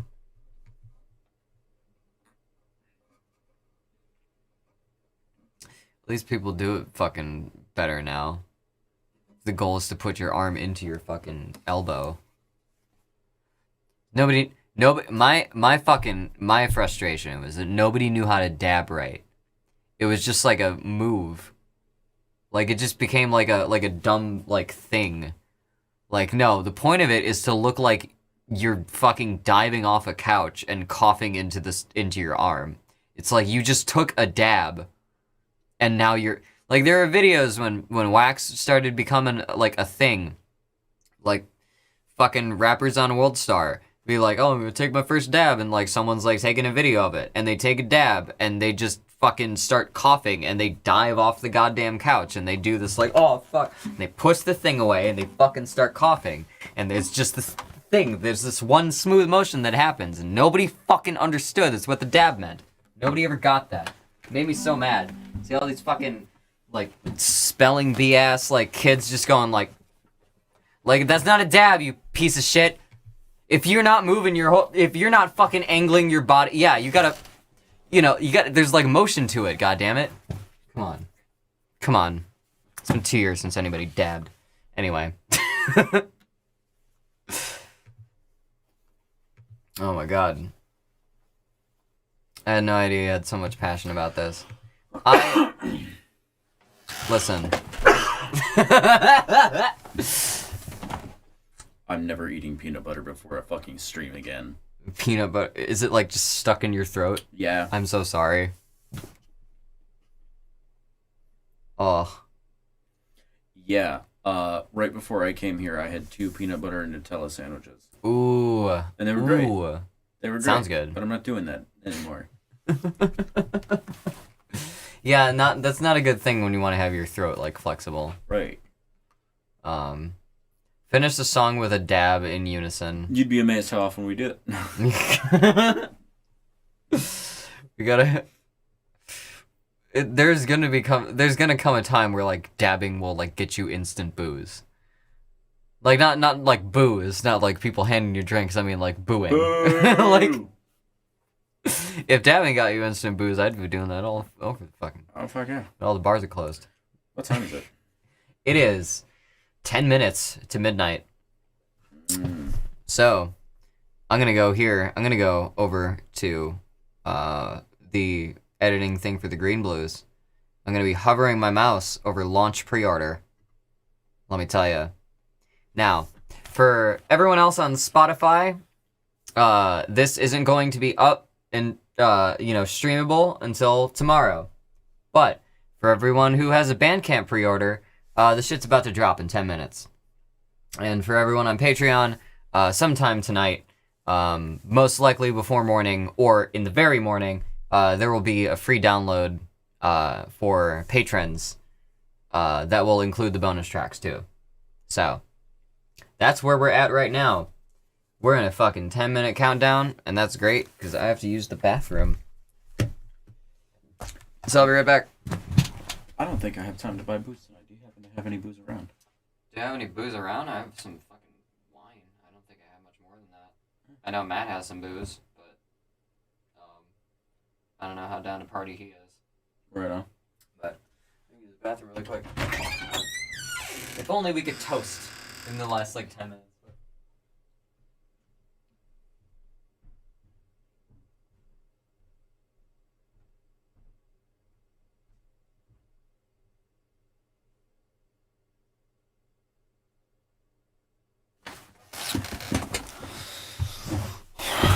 All right. I'm the captain now.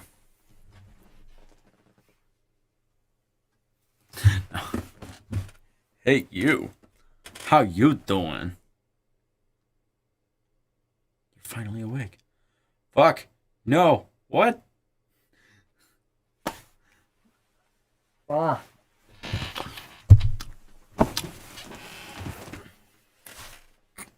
I like to do this thing where when Case leaves the room on stream, I'm doing good. How are you? Uh-oh. Big sneeze coming. I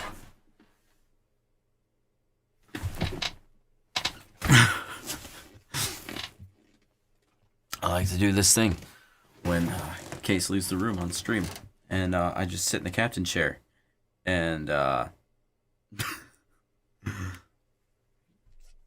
don't say anything.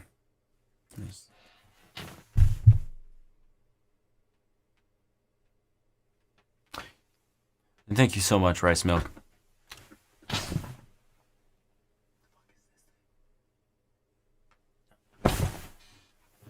Is the door wavy? Oh, man. I can totally see why you think that. Check this out. All right, here's the door.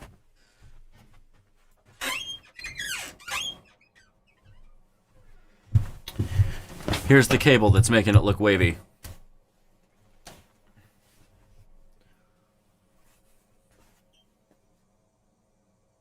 Hamburgers.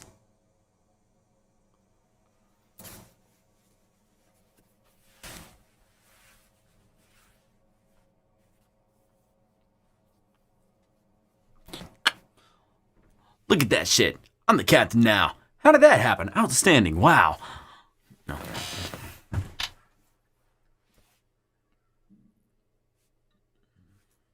I love burgers. Nice.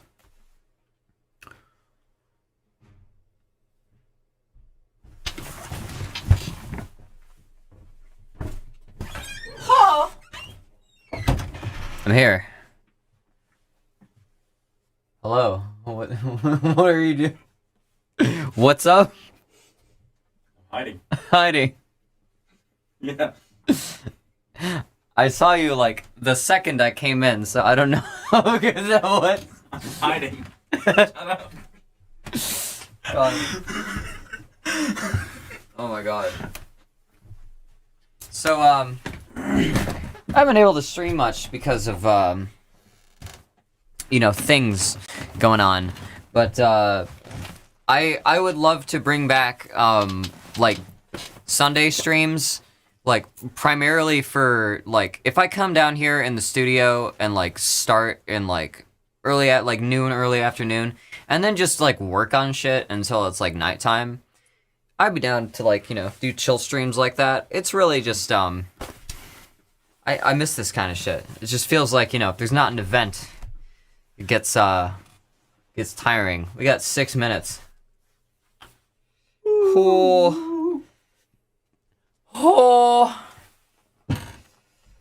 Oh my god, I'm gonna be fucking so relieved when I hit this button, I swear to god. Oh, yeah. Oh man. Those were fun. Wait, what was fun? Oh yeah, all the Sunday streams. Yeah, I wanna do some longer, like, you know, kind of just showing up in the studio before I know what I'm doing, and then just kind of having like a full workday like on stream. I want to do that kind of thing. Jackbox for Discord. Ooh, that could be fun. I know Haley has Jackbox. I don't. What is Jackbox? It's like a like a trivia game thing. It's you play it on a console, but you can phone in like and you play on your phones. Oh, okay. Yeah, it's.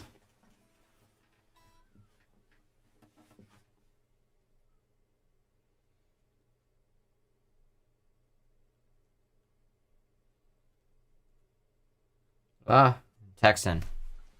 Fuck. Kahoot meets board games. I don't even know what Kahoot is. No idea.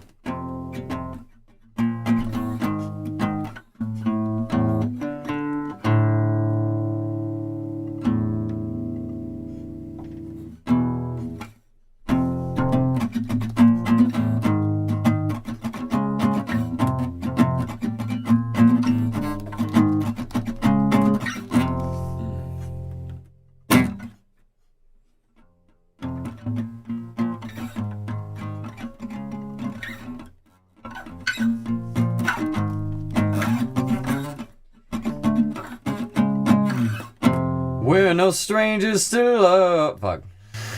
As soon as this drops, I'm all in alley. Got my last day of school applications tomorrow. Fuck yeah. Congratulations on your last day of school.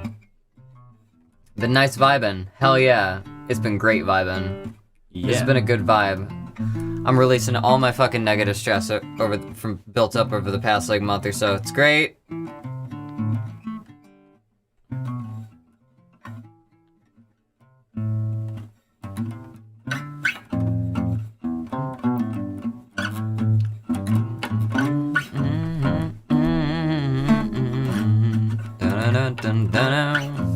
Yeah. Yeah, we probably won't be streaming too much longer after midnight. We just want to have the experience.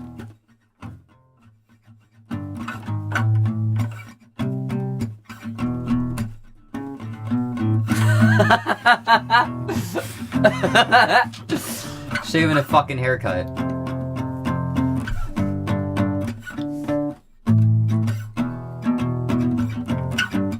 I get through my day by day with herbal remedies. I get through my day by day with herbal remedies.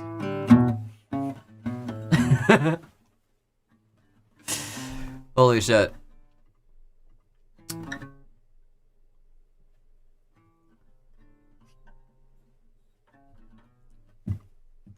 Oh my god. But, you know, thanks for coming, everybody. Especially everybody who stuck around through this whole stream. Holy shit. Nah, it's been fun. I'm gonna have a full version of the album streaming up on YouTube tomorrow, too.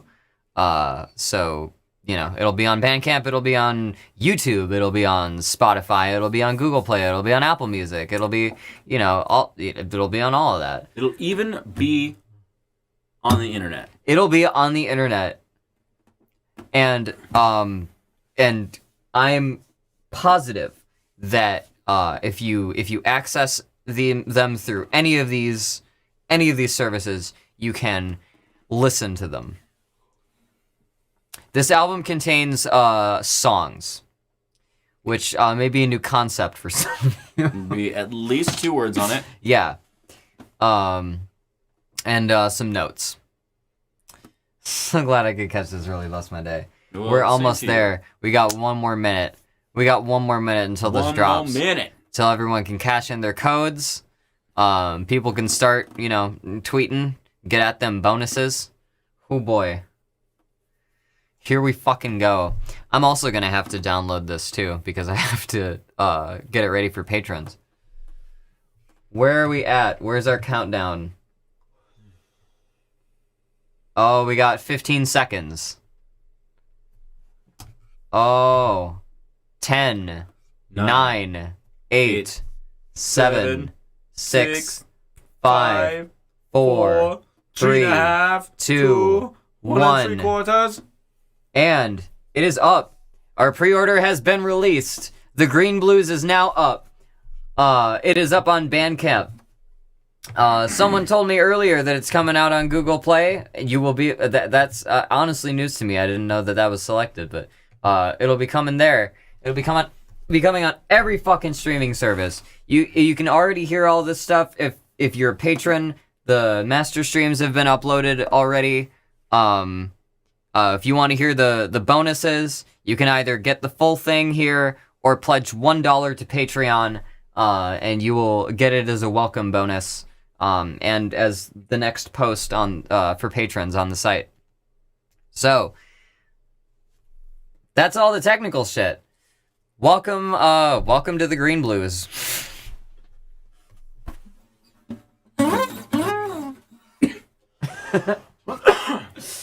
Oh my god. You think we should leave him with 1 more song? Sure. What do you want to do? Which one? Like the recast?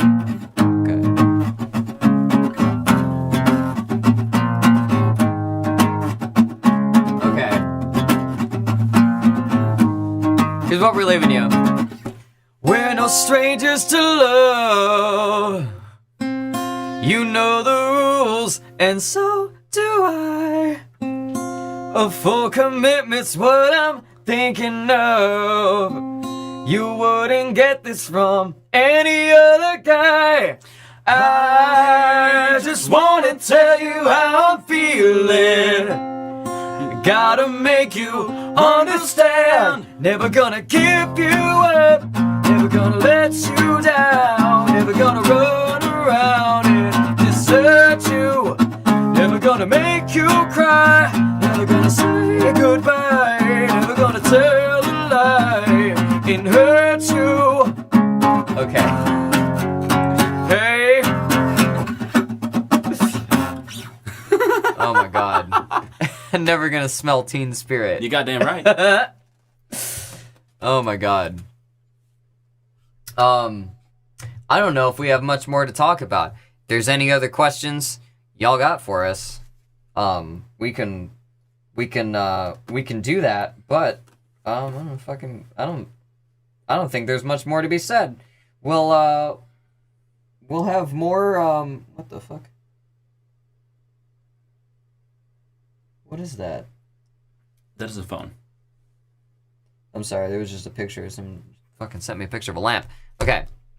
I love that. Now I can't say goodbye tonight. Oh, that's true. We can't. We're stuck here now. Are we allowed to cover any of these songs? You can cover anything Yes. you want off of this. Link back to us. Wherever you post it, just link back to where they can hear the original track and link it to us. Send it to us. We would love to hear.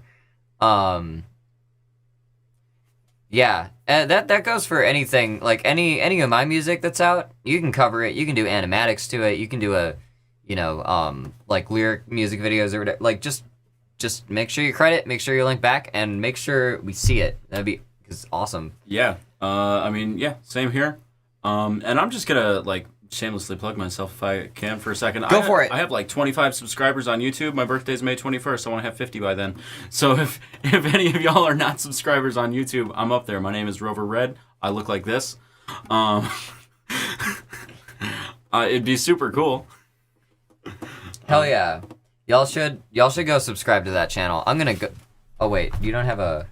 Basically, all of the green blue stuff that you will find on YouTube has links to Rover Red's channel. Strum Mumble. Let's see if I can find the. I could just link it right here. Oh, there it is. Oh, there's you. Oh shit.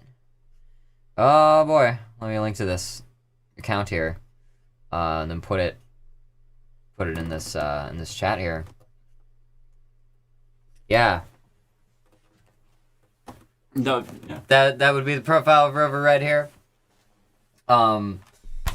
You've been uploading. You got some Strum and Mumbles and a couple more like videos that you got planned for. Yeah, I got at least 3 more videos in the works. I got an agency lyric video coming. I have a Strum and Mumble, which is a short series that I have not added very much to, but I'm definitely going to. So I've got one of those in the works. There is not much editing that needs to be done on that at all. Yeah, Death Cab cover. Yeah. And then I have one other video, the one we shot right after Weed Joke. Yeah. I yeah. have that visually all edited together. I just need to get some sound effects in there. Okay. Yeah. Yeah. That's right. Yeah. I was thinking about that the other day. Yeah. No, I'm literally just like just haven't had time to set up my mic and get those sound samples I need. But then once I do, it's just take me an hour. Hell yeah. So there will be more. Thank you so much. Yeah. Thank you. Night, everybody. There will be more promo stuff coming out in the next few weeks from us on either of our channels, and more stuff coming out in the future that doesn't have to do with the Green Blues, but will probably still interest you. I have a feeling Dr. Corvid is going to take on a life of their own, the more skits that I keep doing. And I will also be back to my covers and my other musical projects throughout the year. Or later on this year. One thing that got delayed and pushed aside, and I was saying like, oh yeah, we're ready to start this. We're starting this. We're getting production going. The next Etc. Reverse series has been delayed because of coronavirus and because of other stuff. There's a lot of life stuff going on. It would be hell to try to get it rolling right now with everything going the way it is. So, and also just the political relevance of what I wanted to do has sort of shifted a bit, and some retooling things a bit. I want to make this topical. I want to make sure it's the right time and that we have all the right resources. But we're going to be trying some cool things with the future of Etceteraverse. We're going to be trying some cool things with the future of our music, other projects, related or adjacent to the Green Blues. But for now, thanks everyone for showing up. Thanks everyone who pre-ordered. Thanks everyone who DM'd for codes. Anyone who wants more codes, even if you already bought it, you can, send it to a friend or some shit. Like, just, if you DM me the words tried and true, I will send you a code on Twitter. But, yeah, that's it for now. I think it is 12:07. That is my birthday. I mean, not today. But, I think that's as good a time as any to tap out. We will be back around. Well, I'll probably be back around next week. But we'll see when we do. In the future, yeah. Yeah, we'll be back around in the very near future to do more Green Blues and the like for you. So have a good night, everybody. Thank you all so much. Thank you to everyone who just subscribed. That was pretty dope. Have a good night. Yeah. Thank you.